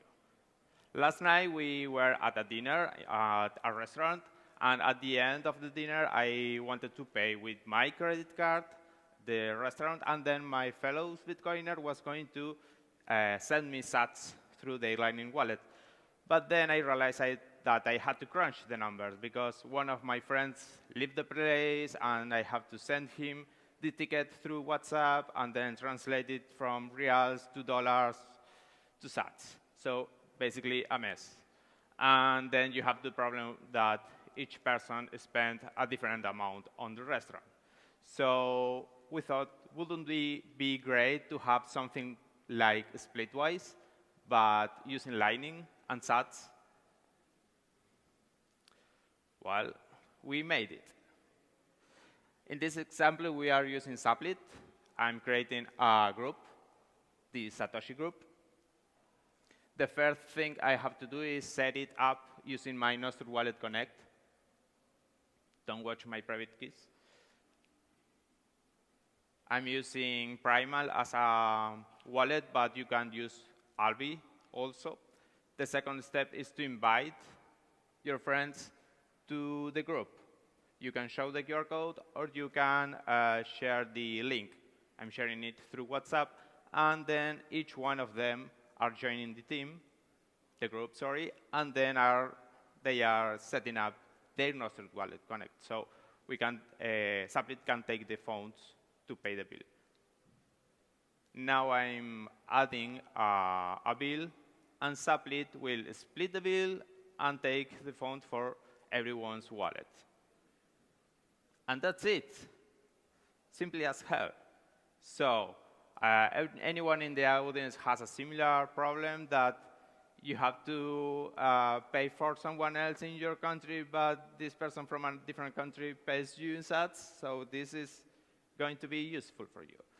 How it's Zapet made? We use, of course, Nostr Wallet Connect. The front end is built in Next.js using TypeScript. Also, we are using Nostr to set up the group and as a database, and the most important, no backend needed. We are using Nostr to save the data. Everything happens on your phone in local. So, scan the QR code if you want to join the whitelist, because as you raise your hand, probably you are gonna need it. And join La Cripta, the biggest Bitcoiner community in Argentina. Thanks. Great job, Zaplet. Boomer Sig, you're up next. Bitcoin DLC, you're on deck. Come down and get mic'd up. Bitcoin DLC.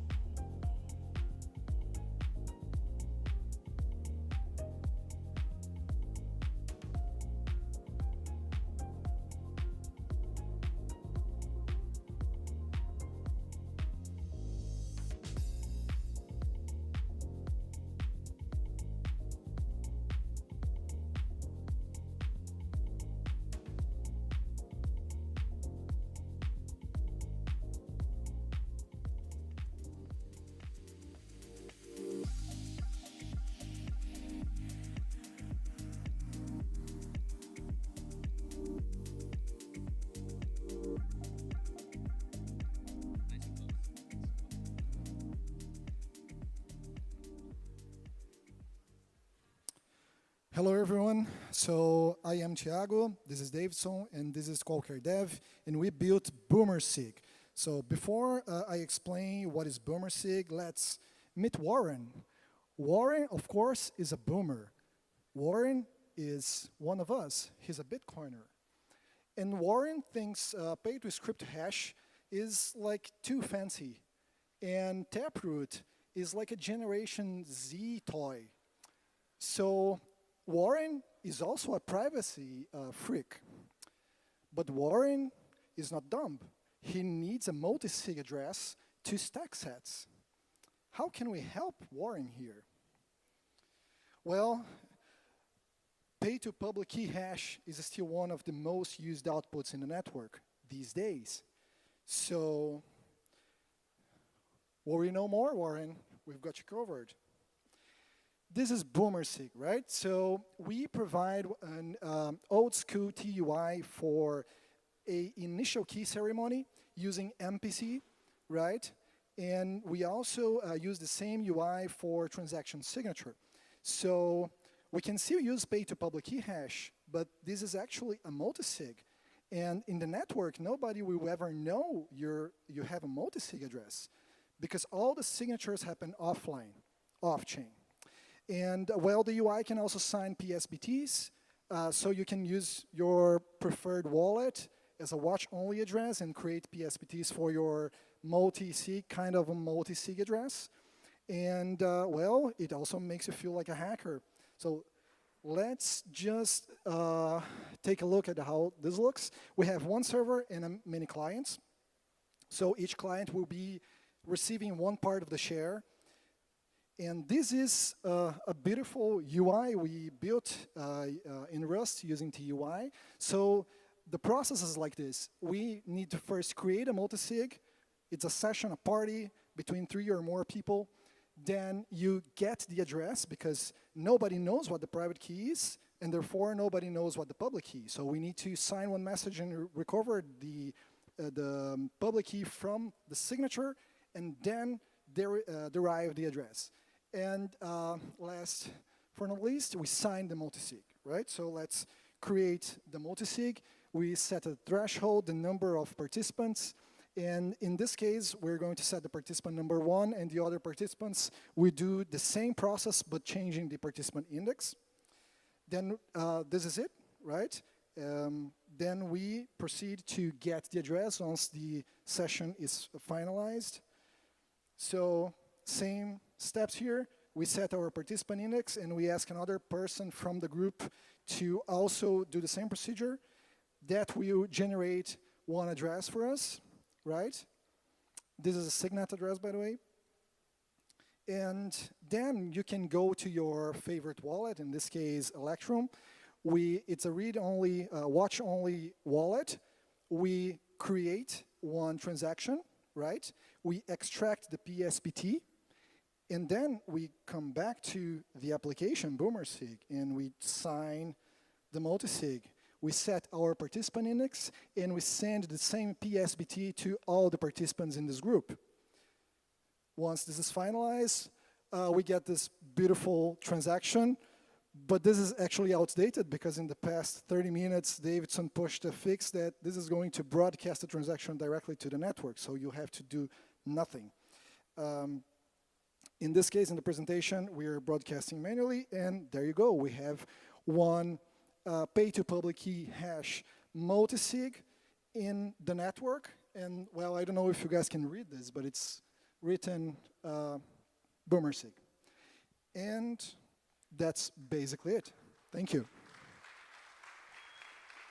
Great job, BoomerSig. Next up is Bitcoin DLC. Nostr Picks, you are on deck. Come down to the AV booth to get mic'd up. Nostr Picks.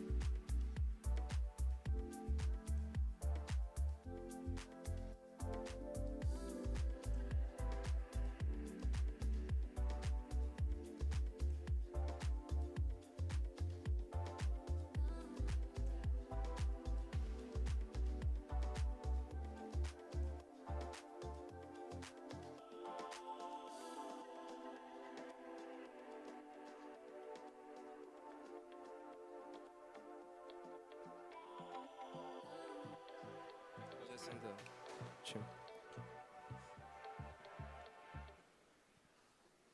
So, hello, we are going to present our project that is basically a Bitcoin trustless contracts platform. So, the problem that we are trying to solve is basically the traditional platforms where you need, where they are custodial and centralized. The users must trust the platforms, there is no privacy, high fees, and usually a lot of regulatory issues. So the solution is basically an open source decentralized platform using the discrete log contracts on Bitcoin to ensure fair and trust minimized contracts. So this is an example of a centralized platform, and this is what we are trying to reach. For some use cases, those are quite pretty simple at the beginning. For the first case, we have gambling. The second use case is also gambling. For the third use case is also gambling, but we have some other kinds of use cases like insurances for a vehicle or insurances, health insurances, and other thing. And also we can have like investments in future markets. That is also some kind of betting. Okay, how does it work? Basically, the counterparts of the contract may agree on the terms of the contract and lock their funds in a multi-sig two-of-two transaction. And why did I put the double quotes on the trustless word? It's because we will need a third party on the contract that we are going to call an oracle. And what is that oracle? Does anyone here think it's Oracle database? You are wrong. It's not Oracle database. The Oracle is just like a third party. It may be a person, but usually it would be like a software that will get real world data and translate it into blockchain actions, like signing the transaction for the winning counterpart. So our roadmap for the development of the platform is for the first quarter. We are going to enable the creation of custom oracles, so people don't need to trust the oracles that we build. They can build their own oracles and agree on the terms of their oracle. All of them must be open source, so it could do like a reputation market. The second quarter will be to enable real-time bet contracts, so people like could bet with anyone in the world without knowing each other and without giving any data. And for the third and fourth quarter, we want to enable more kinds of contracts, like maybe we could do something like a private law society. Here is a demonstration of the platform that we developed. Yeah, so suppose that me and Gabriel want to bet on the future price of Bitcoin. What we could do is to create a two-of-two multi-sig transaction and then give it to an oracle who would be responsible to check who won that bet, and then he would broadcast the final transaction for the winner. Yeah, this is just a proof of concept. So we just develop an oracle for Bitcoin prices. And if you guys want to access the platform, you can scan this QR code or access this URL that it's running on cloud. Please don't try to hack my server. I configured it in like 30 minutes, so it may have a lot of vulnerabilities. Thank you. Great job, Bitcoin DLC. Next up is Nostr Picks. Coinfee, you are on deck. Coinfee, come to the AV booth to get mic'd up. Coinfee.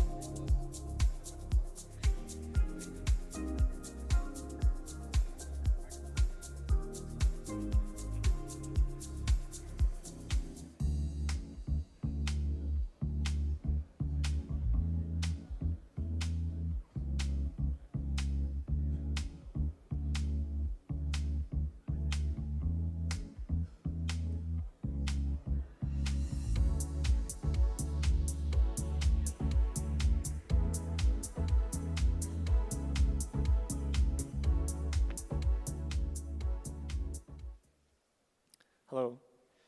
A few days ago here at BTC++, I went down to the food court to purchase lunch. I am not Brazilian, I am from Canada, and I wanted to purchase my lunch with cash, but I did not have exact change. The woman at the counter at the store said, no, we will not accept your cash. You have to pay with Pix. I tried explaining to her that I could not pay with Pix as I'm not Brazilian. She says, too bad, get somebody else to pay for you. So I got a Brazilian friend to make the payment for the lunch, and then I paid him back.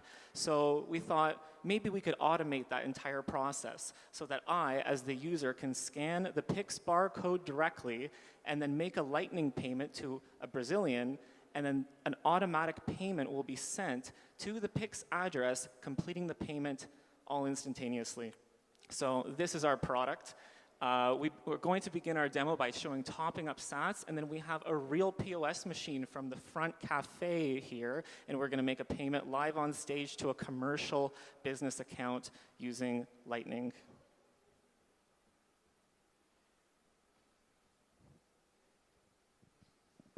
Yeah, so right now we're just doing the top up.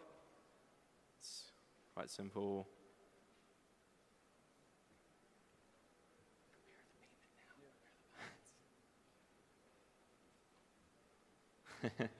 Looks like our internet might be causing a little bit of trouble. There we go. And then we can check the payment, and we can see a successful top-up in the account. And that has been automatically added to our sats balance. Now, this is the real cool thing. If we go over here, we can take a, I'll show a demo of this, where we have the Pix QR code payment. And then here's the POS machine from the front of the shop. I'm going to now scan the QR code. Oh, it instantly, yes, sorry. And pay with Pix. Payment successful, and here's the payment machine. There we go.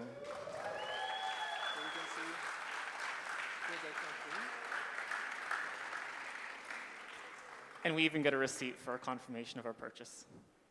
Thank you.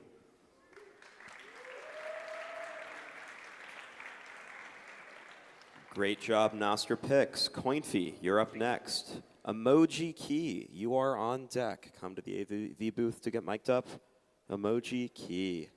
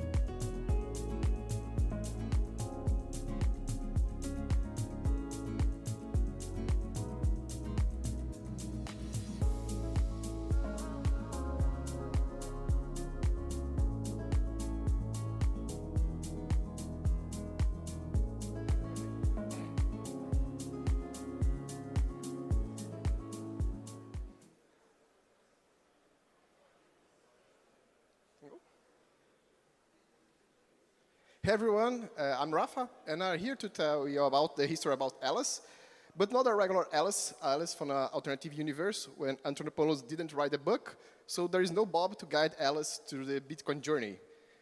Alice, as a regular user, started the first experience in terms of Bitcoin with a regular exchange, so she bought her first Bitcoins in an exchange. Later today, many years later, after buying Bitcoins through an exchange, she started to be worried about the safety of her Bitcoins.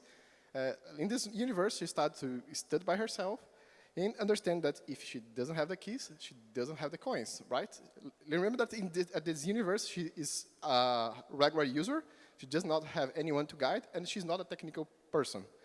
Once she discovered that it's a bad idea to move her Bitcoins from an exchange to a self-custody wallet, she made her research, found some open source wallets, choose the Brew wallet to make the self-custody, move her Bitcoins to this wallet. Then she thinks she's safe, right? Not at all. She discovered that it's a better idea to buy Bitcoins just on peer-to-peer. All this journey he has made by herself, without guidance of anyone. And for us, it's a little bit difficult to understand how for a regular user is to understand how this journey of learning.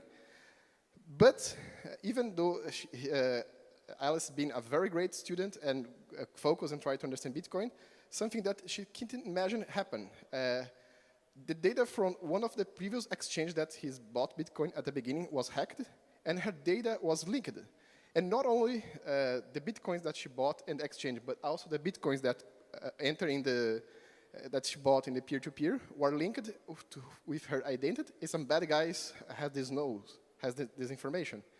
In order to avoid this happened because the KYC that she has to do in the exchange was the vulnerability that provide for other people understand that the peer-to-peer transactions also belongs to Alice. So she discovered in a better way that it's not idea to mix QIC UTXO with peer-to-peer UTXO. And these days, the Blue Wallet nowadays doesn't have this feature. Basically, they select at random the UTXOs that go to the transaction. With this experience that we propose Coin5, a wallet that cares about the journey of the everyday user, not me and you that are early adopter and hard user, but a wallet that help and guide users to regular users that don't have technical expertise to avoid made mistakes that they even know that exists. We propose some fancy math here to automatize some process here. And our demo here on the left, we've basically forked Blue Wallet in order to make a demo. Or here, Alice can input some transactions. And if during the transaction, she want to mix UTXOs with QIC and non-QIC, we let her know and decide if she want to proceed with this operation or not. And there is, on the right, we also implement some algorithm that try to avoid to have a rude exchange. You have to split this exchange in minor outputs in order to difficult some other third party to try to track and attach this address or with Alice, and let the user choose the privacy of level. And the idea of this wallet is not only show this, propose this new features, but also explain to the user why this is important and why this care. All the features you can see here is a interrogation point when everything there's maybe some dangerous point for the user, we let the user know. This is some upcoming feature that you can think that might be useful to implement to avoid the user make some mistakes. Always with the philosophy, not only prevent a non-technical user to make some mistakes, but also teach why this is a mistake, why this is not so good idea. This is the amazing team that I have the pleasure to participate. Let's help everyday users be safe with their Bitcoin with Coin5. Thank you. Great job, Coin5. Emoji Key, you are up next.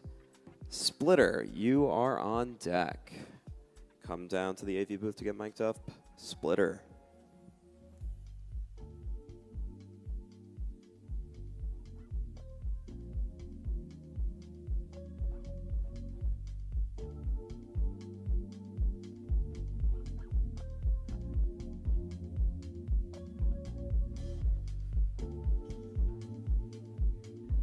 again. Splitter, you are on deck. Please come to the AV booth, which is on the left side of the stage. Splitter.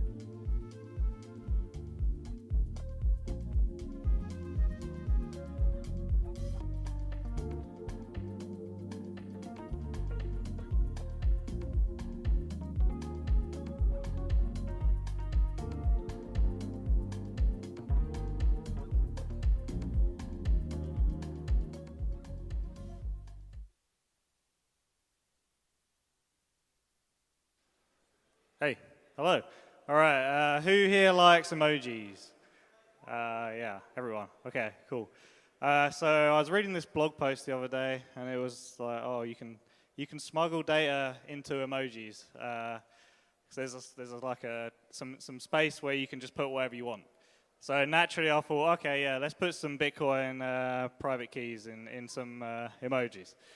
Okay, so I just tweeted out this little cat thing 1 hour ago. I don't know why it has 6 likes. That's kind of weird. But let's copy that little cat and go to my little website, emojikey.com. Let's see what happens if I paste it in here. Oh, it's going to give me an address. What's going on? Okay, let's see what this is. Oh, I already loaded it here. Well, yeah. Oh, wow. There's $10 worth of Bitcoin on this. Okay, so let me put in my my withdrawal address before anyone else does, and then sweep the funds. Oh, here we go. We got a TX ID.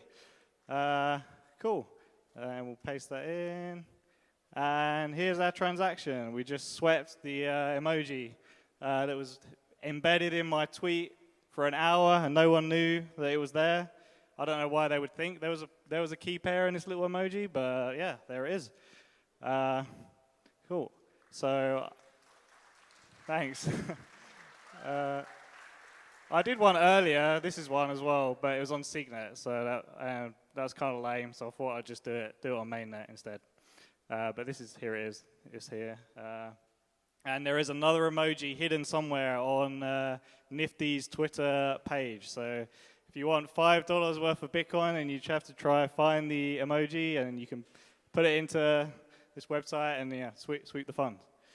But I don't know if I have time to. We can do it live. We can do one live right now. We could. So we have this little thinking face. This is our key. This is very important to back up this little guy. So we'll just put it in here, just in case. And then I don't know if anyone wants to fund it, but I'll probably not, because it's on chain. Let's just fund. Here we go.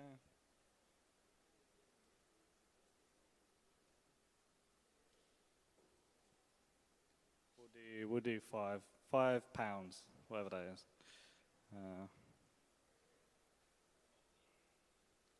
Okay. All right. I'm gonna post this on Twitter.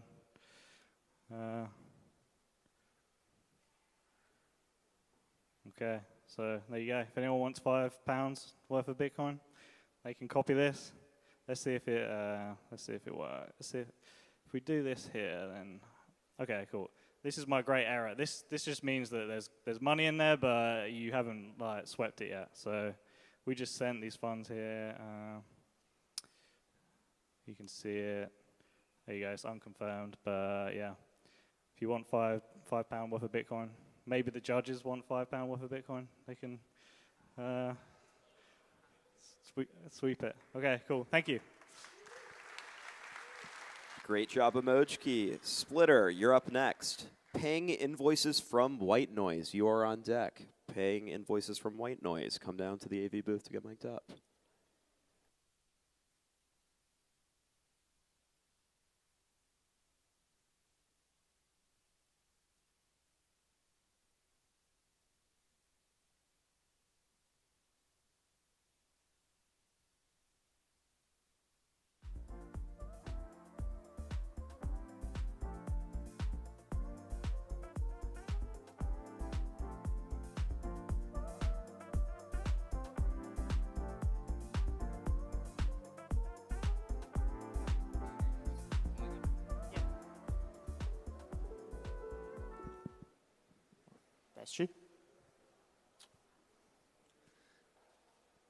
Hi guys, I'm Roger Barbolino, this is Miranda, and we're gonna present you Splitter.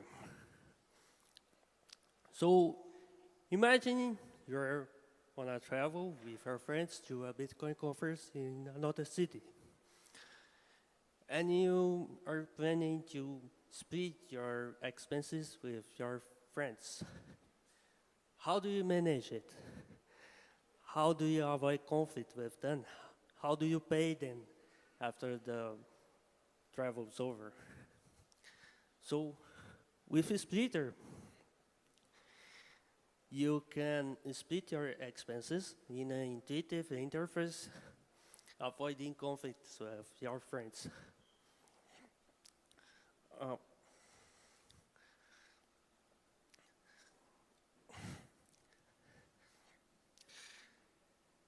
In Splitter, on a Splitter, you can add your friends to the Nostr public key to a group where you add your expenses and tell how much each of your friends gonna pay for that expenses. And by the end of the travel or wherever the event you gonna schedule, Splitter generates lightning voices for those who are in depth with the group.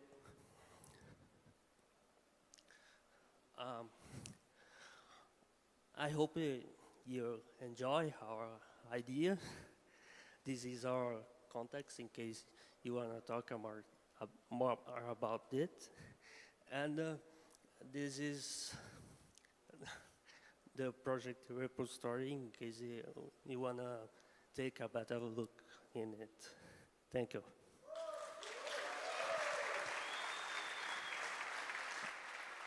Great job, Splitter.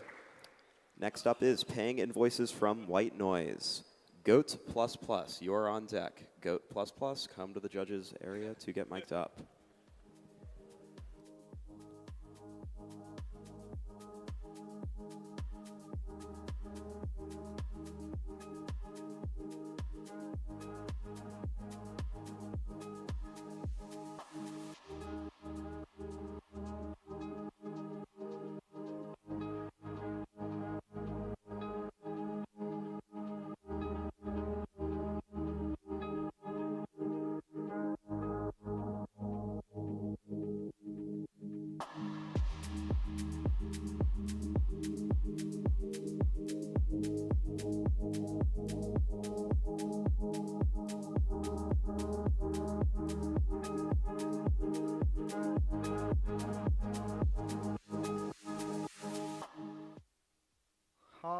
Hello everybody.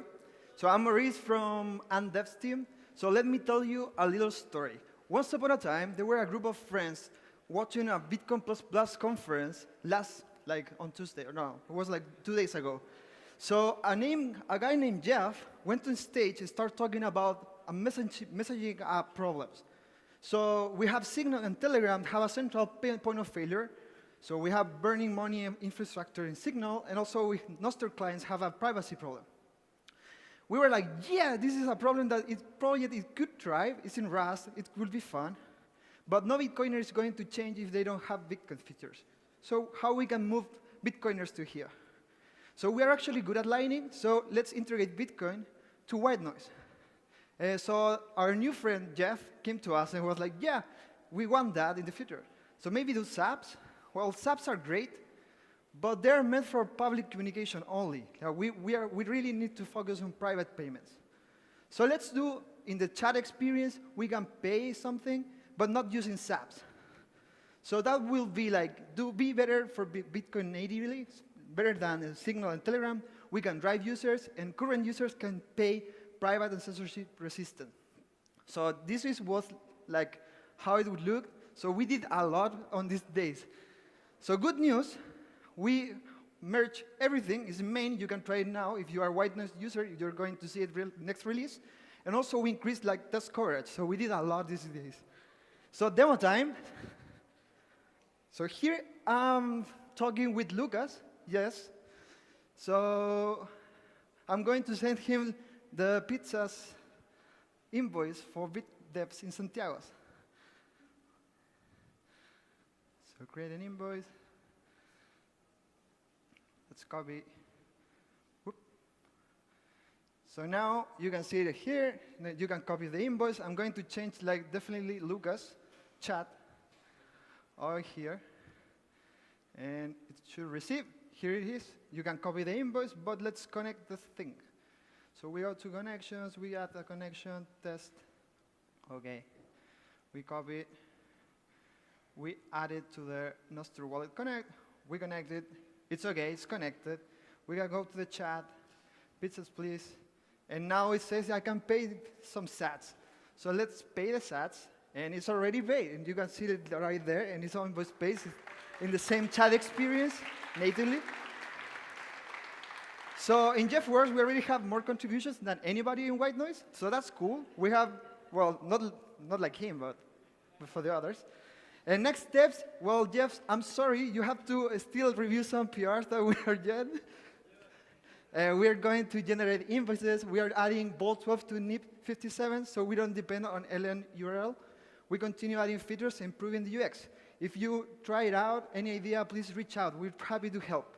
So maybe next Bitcoin++ chat group will be in White Noise. I don't know, Lisa. I don't know. Thank you. Great job paying invoices from White Noise. Next up is Goat++. Betcoin, you're on deck. Betcoin. Please come down to the AV booth to get mic'd up. Betcoin.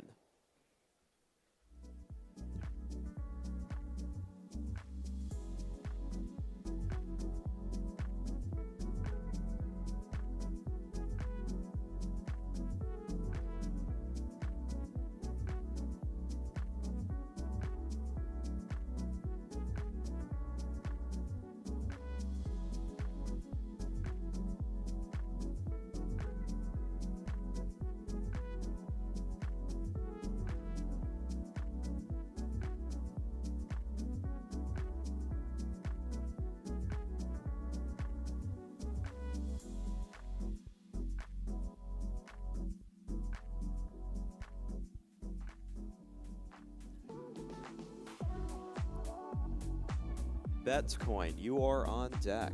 Please come to the AV area to get mic'd up. Betcoin.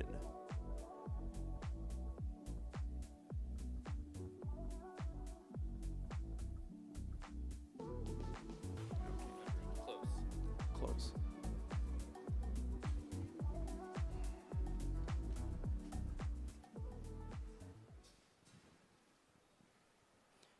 Hello, everyone. Nice to see you here. We are Gold++. That's because we are all Capricorns. And this is our little homage to Friend Finney. It's really hard to reach consensus on the Bitcoin community. However, there's one thing that I believe that we can all agree. Bitcoin's hard. It's really hard. It's really hard to understand, and even hardcore developers have a tough time doing some stuff. I have a personal story with this. I wanted to create a token on Element sidechain, and I had a block stream engineer by my side, and took almost 2 hours to do it. So, and I could only do it because he was there holding my hand all the time and helping me. So we are not alone. We talk to our local community, and everyone is struggling with similar problems. Everyone has different levels of understanding and difficulties using Bitcoin. So what if we had Bitcoin Core, Blockstream engineers holding our hands and helping us all the time? And now we do. We have Friend. Friend is an AI, but ++. It's not a regular chatbot, that boring thing that you have to type and then you copy and paste and move windows and stuff like this. What we have with Fran is a nice assistant that can hear what you say. She listens to you, she speaks back to you, and she can see everything in your screen, so she can guide you through the process without the hustle to be changing and moving and everything, typing and stuff. So next slide, I'll show you a quick demo that we did for a merchant here in Floripa. He was being onboarded using Fran yesterday. And the sound is not working, but there is, you can see the subtitles. So she's looking at the screen and he's trying to buy Bitcoin in the Mercado Bitcoin website. And Fran is listening and replying all the time what he needs to do. So this is our roadmap, some things that we still want to do. We plan, for example, to integrate NWC for tipping, because this is the first monetization strategy. There is value for value. If you get a good answer, you can tip. There are affiliated links, ads, and grants, because we want to provide free open source for everyone, and everybody can, and in the future, even run locally. And this is happening because of GoBTC that wants to use our product already. Yeah, that's it. And just to introduce you all, what is GoBTC? GoBTC is not a project, simple project, or a business company. We are a movement. The good things about movements is if I die, the movements just keep going, you know? And so we have a very large community of users, of merchants, and we are around a lot of states in Brazil. And what we did is we created, deployed, and we tested with a real user base. And it was everything in 24 hours. It was awesome. And we did that on a merchant here in Floripa, and that's it. Yeah, and if you wanna, this is our team, and if you wanna try it out, there's our demo online. And this is a little bit another demo when I was trying Sparrow Wallet, and Fran was guiding me using the Sparrow Wallet. Unfortunately, the sound is. Check your volume. This figure on the downside. Certainly, that figure represents a visualization of your UTXOs, or unspent transaction outputs, which are basically the Bitcoin you own. Okay, cool. That's awesome. There's also this rate of 16 sats/VB. What is this? That 16 SAT/VB rate is the transaction fee you're setting, which is 16 Satoshis per virtual byte. It determines how fast your transaction gets included in the next block. Awesome. How can I change this fees? You can change the transaction fees by adjusting the slider on the right side of the fees section. Just move the slider to the left for a lower fee or right for a higher fee. Awesome. Thanks. Yeah, can you see my screen? Hey, just in time. Yeah, screen. so go BTC. Yeah. Thank you very much.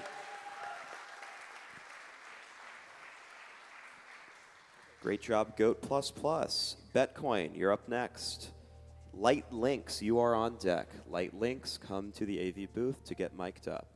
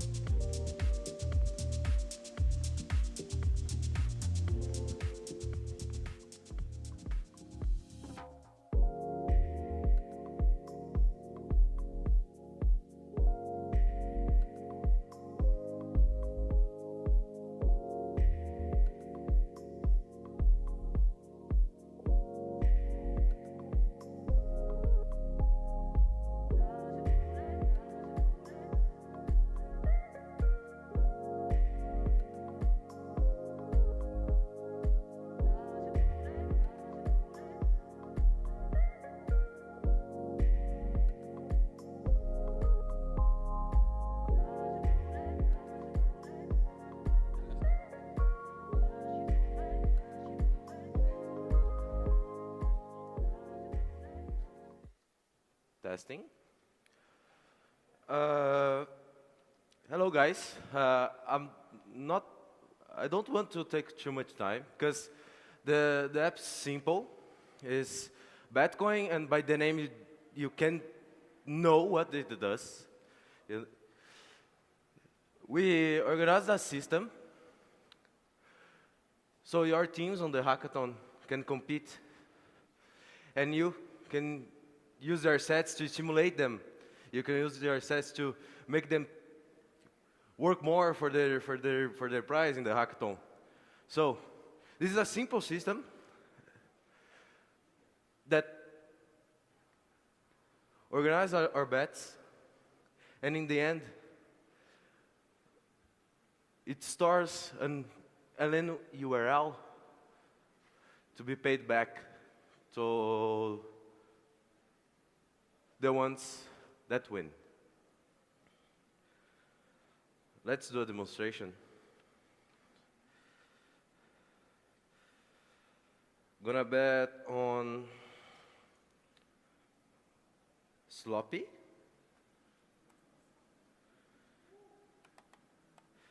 We insert here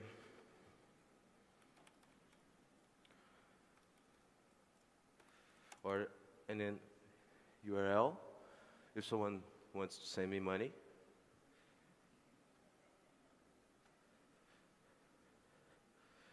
Yeah.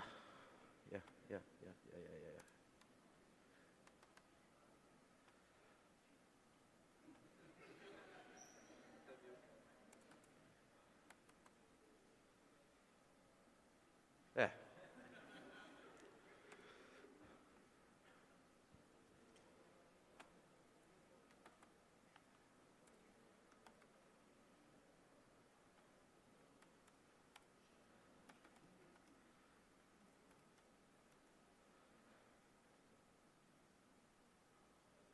Well,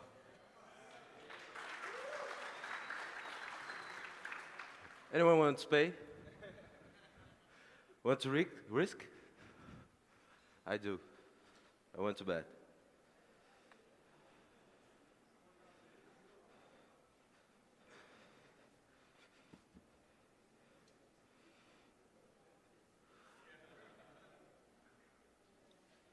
Let's go.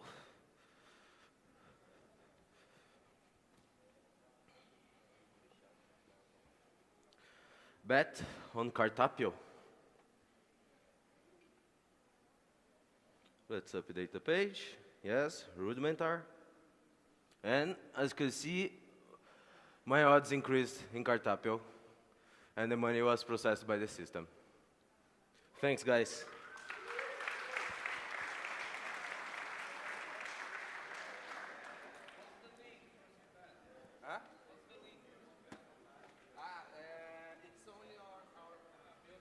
Use the microphone.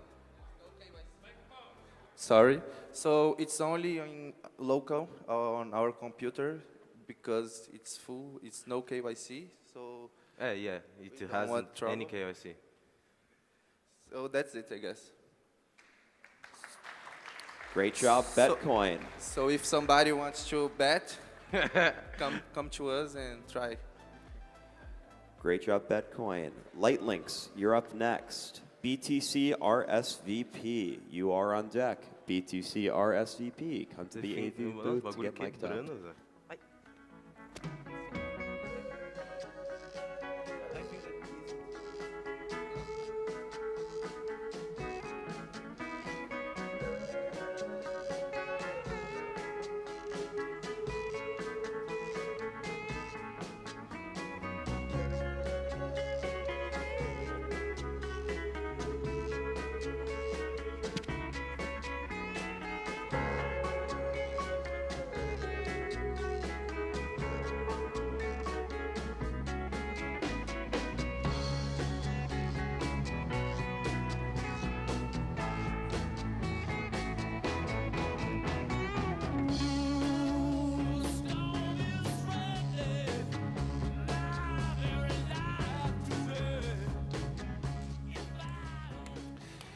That was Gimme Shelter by the Rolling Stones. As many of you know, Bitcoin is the safe shelter asset. But today, we're going to be telling you how you can make more Bitcoin by supercharging your sales. So we've built Lightlinks. It's a platform to enable affiliate sales and reduce the friction in this process. It comes with many problems: management overheads, delays in payments, a lack of transparency. We're going to show you how we fix this with Lightning and Nostr to reduce the trust in this system. And reduce the delays and increase the payments and reduce the costs. So one of the things that we got here with Lightlinks is we got a website, and we made a website where you can log in with Nostr to get into your account. And This is currently live in 3 languages. If you go to lightlinks.io, it's live in English, Spanish, and Portuguese. Yeah, you can all use it right now, although I don't recommend using it with real money because it's very fragile. But you can create an account right here. You can log in with your Nostr account. We recommend using ephemeral ones. And saving your key, because you will not see that NSEC again. You get to create a new memorable name for your little page here. For example, we created lightlinks.io/Walton. And once you have that, you can go to your, you can click one of these 2 buttons, Merchant Dashboard or Affiliate Dashboard. If you're a merchant, you can set one of your products. You can say, I'm going to be selling, beans or something, and here's the price. I'm doing it right here in Floripa. You can also say, these are my affiliates. These are the people who are allowed to sell products on my behalf, so you don't get like Nancy Nazi selling things and ruining your reputation. What you can also do is, if you're an affiliate, you can say, okay, I want to partner with Bitcoin++. That's our current affiliate who's doing this with us. And so you can say, all right, I'm going to be helping people donate to Bitcoin++, and the more donations I accrue, the more sats back I, as an affiliate, get for getting that to happen. So that's pretty cool. If we go for an example to Walton's page, this is Walton's own little affiliate page. And if we clicked on that, then we would see it would open up and say, here are some tickets to, or not tickets, this is a donation to Bitcoin++. And if we clicked Buy Now, we would see this little QR code. Wait, what happens here? This is not interesting, this right? This is not the real one. Huh? What happens there? So this is a Lightning Prism. We're actually taking one payment and we're splitting it immediately to Bitcoin++, the majority, and his cut going to him. So, wait, so I get paid straight away? Yeah, so you have full transparency that you know as someone buying this product or this donation that the affiliate gets their money right away. Full transparency. We have a demo, and we're going to do that right now. So let's go to the page where the demo is, and I'm going to actually do this live. We're going to click on this. Up's going to pop a QR code. Anybody can pay it if you want to donate however much sats it is, 5,858. So you can do that. And most of it will go to Bitcoin++, a little bit will go to his wallet. So you've made the payment, and that means the Prism has started. So it should be showing us that, come on, something went wrong. And, okay, so it is about to make payment 1 of 2, and once it's done with payment 1 of 2, then it does the other payment to the other one. I just received both payments to do 2 separate wallets. Okay, and it worked. He got both payments. So, well, I mean, BTC++ got one and he got the other. So thank you so much. That was Lightning Links. Shill, baby, shill. Thank you.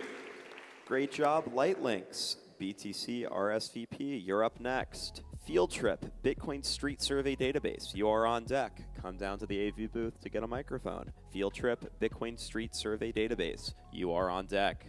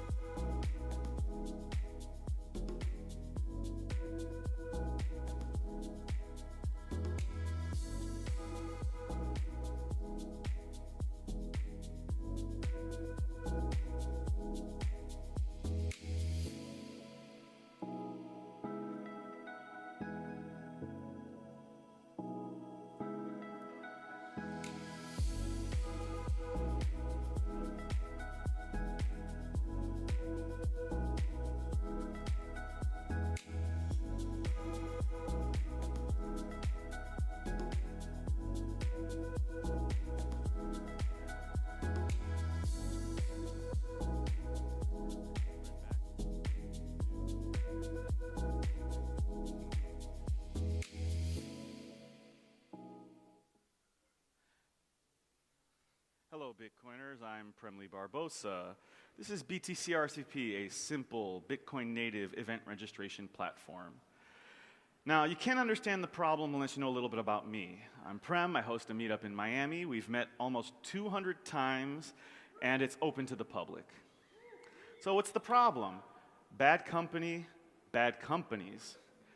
Now, when it comes to bad company, because Bitcoin Brunch is open to the public, anyone can come, and that includes people who are distractive and destructive, people only interested in the tech, sorry, no offense, pump and dump scammers, noobs, pre-coiners, no-coiners, and of course that one Bcash guy who always makes the same argument with every new person who comes to the meetup. Now, bad companies, centralized databases, trusted third parties, and organizer fees. These are big problems for people who are trying to organize Bitcoin events. And then, of course, they're not censorship resistant, so anytime these centralized planners can cut you off. So what are some solutions? There's a curated attendance list is one solution, paid tickets, so a barrier to entry, and of course, Bitcoin only is another solution. Finally, self-hosted registration. So all three of these things can address the problem. So BTC RSVP, what's the user experience? It's simple, it's Bitcoin only, it's event registration. Now the MVP that I already had in mind was called the Bitcoin Dinner Club. Now this is a series of 4 dinners, limited capacity, it's invite only, and it's built-in BTC payment. So this is just my particular use case, and that's why we came up with BTC RSVP. Now the Bitcoin Dinner Club experience. First, there's rules and regulations and the event description that we'll send to people, and then they register. I will then approve or reject the registration. This is a confirmation. So acceptance or rejection. Some people, okay, yeah, you're welcome. I'm going to send you a link later so you can reserve your spot. Some people, nope, you can't come. Other people, not this time, but maybe next season. And it looks like this. Congrats, sorry, and maybe next time. So the reservation process. Once you've been approved on the list, once I'm ready to start actually taking the reservations, send you in the link. Go to this page. Pick a ticket type. Season pass. You get to go to all the dinners, and then you pay for it. All right, payment successful. Reservation and confirmation. So you get an email saying, okay, you're good to go, but a week before the event, we'll actually tell you where it is, because I don't want people to know where these dinners are. It's an exclusive event. So, to review. When Bitcoiners get together, powerful things happen. The Bitcoin Dinner Club is a project I wanted to start but didn't have the capacity to do. BTC RSVP generalizes the infrastructure necessary for event hosting, allowing organizers to implement their own events. Bitcoin relies on community for education, promulgation, and adoption. The ability to organize events embodying the Bitcoin ethos is necessary catalyst in building the new world promised by Bitcoin. Reflections, the first iteration is focused on the experience of the event attendees. Organizers, they do have to know a little bit of programming to set up the back end.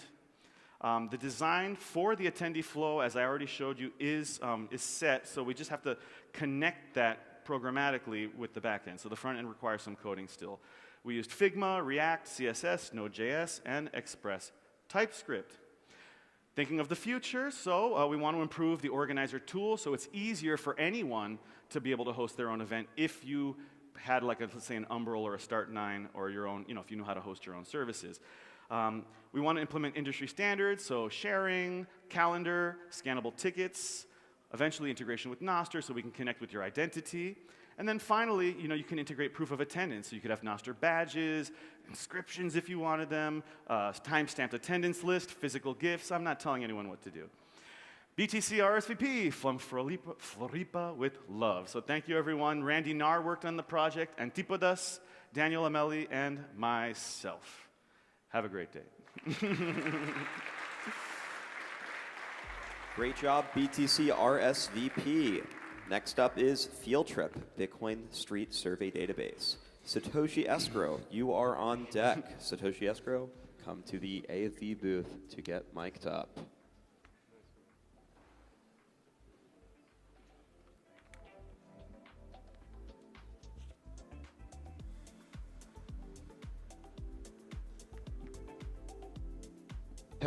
Satoshi Escrow, come to the AV booth to get mic'd up.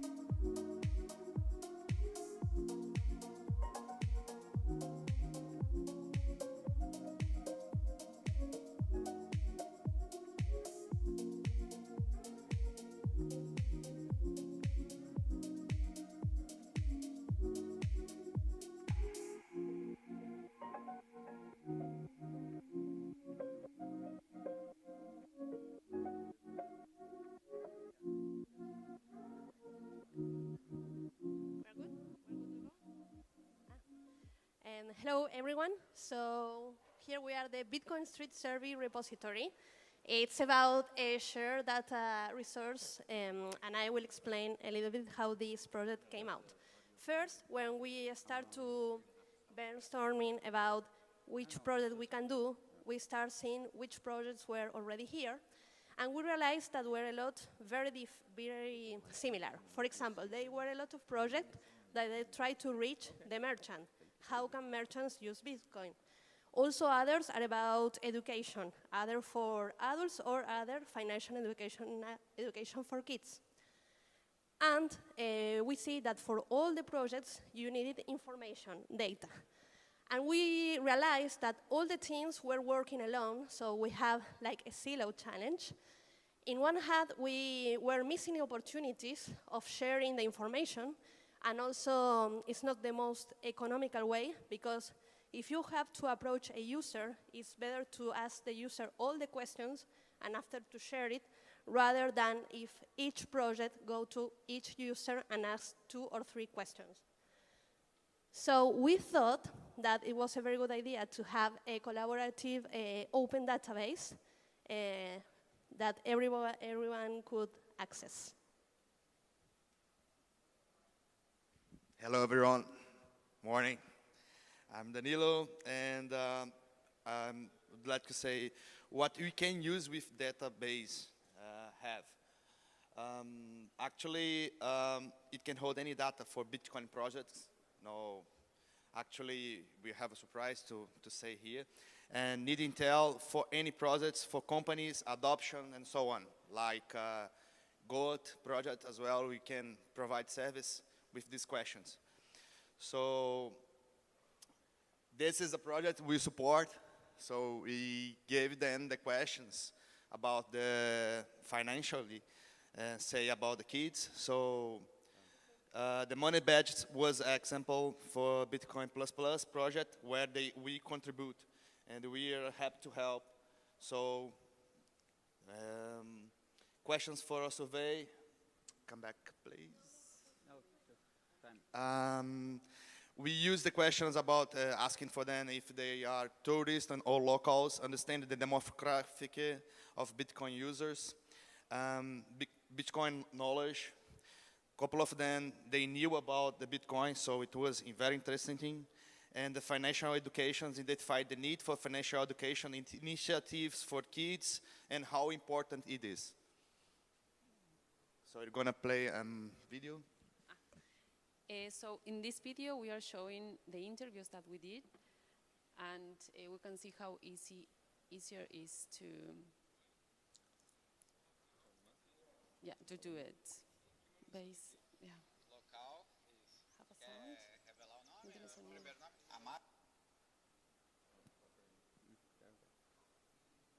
Time out. Oh, man. Demo time. We're doing it live. Marlon. Okay. So we'll come back to the video later. This is, can everybody hear me fine? This is the website. Here people can submit CSV formatted spreadsheets, and it will be available to other teams to download, like the data people collected on the streets. So there is like this cool download CVS button, and you can obviously open on your spreadsheet of preference. Yeah, not important. Okay, and if you did a survey on the streets of Floripa, on the beaches, and you want to put in the repository, you just log in with your Nostr account using, in my case, an Albi extension. Let's be reasonable here. Connect. So the Albi icon is green now, so I'm logged in, and I can use the upload form to upload my CSV and have good charts, visualizations from the data I got from Google Forms or any other way that people asking questions on streets And there is even a sample CSV if you need some guidelines, but it's just regular spreadsheet stuff. This is the Bitcoin Street Survey repository. Back to the presentation for the last slide. Just try to play there. Just what? Here. 30 seconds. Click here. To open the image. Actually, it was a video we made yesterday. It was a very nice place in San Antonio Bay. It was very nice. Thank you very much. Great job, field trip. Next up is Satoshi Escrow. Roger 9000, you are on deck. Roger 9000, please go to the AVU booth to get mic'd up. Roger 9000.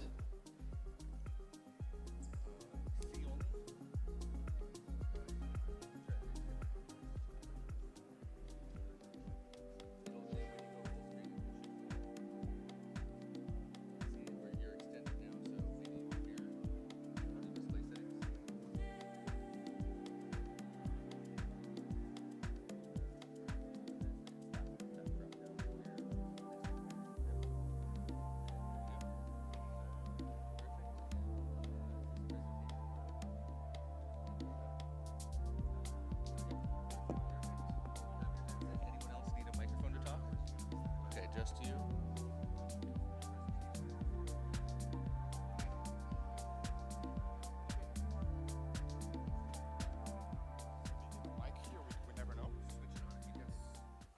Hello everyone, my name is Luca and I'm here to introduce you guys to Satoshi Escrow, a trusted Bitcoin escrow simplified.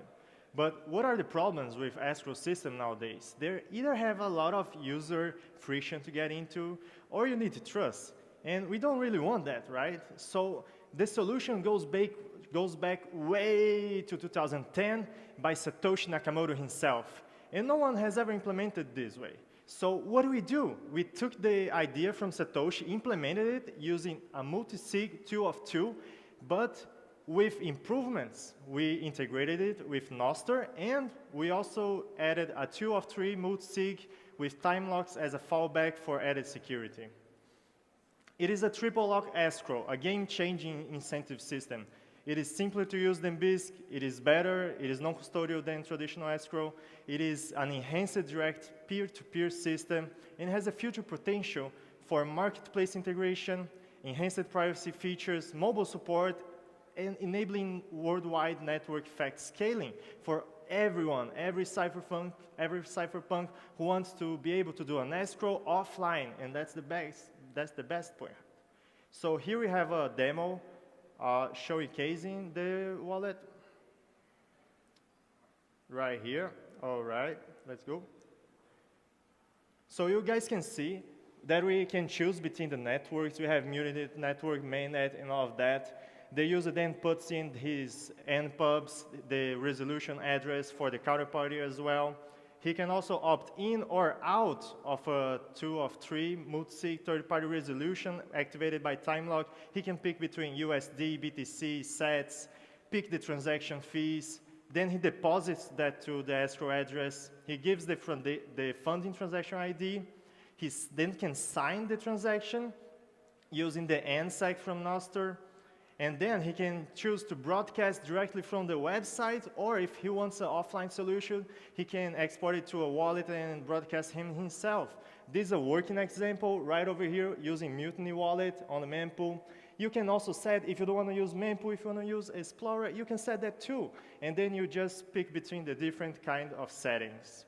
So that's like for the escrow, but no, hold on. We can also showcase the security features that we have. It is non-custodial.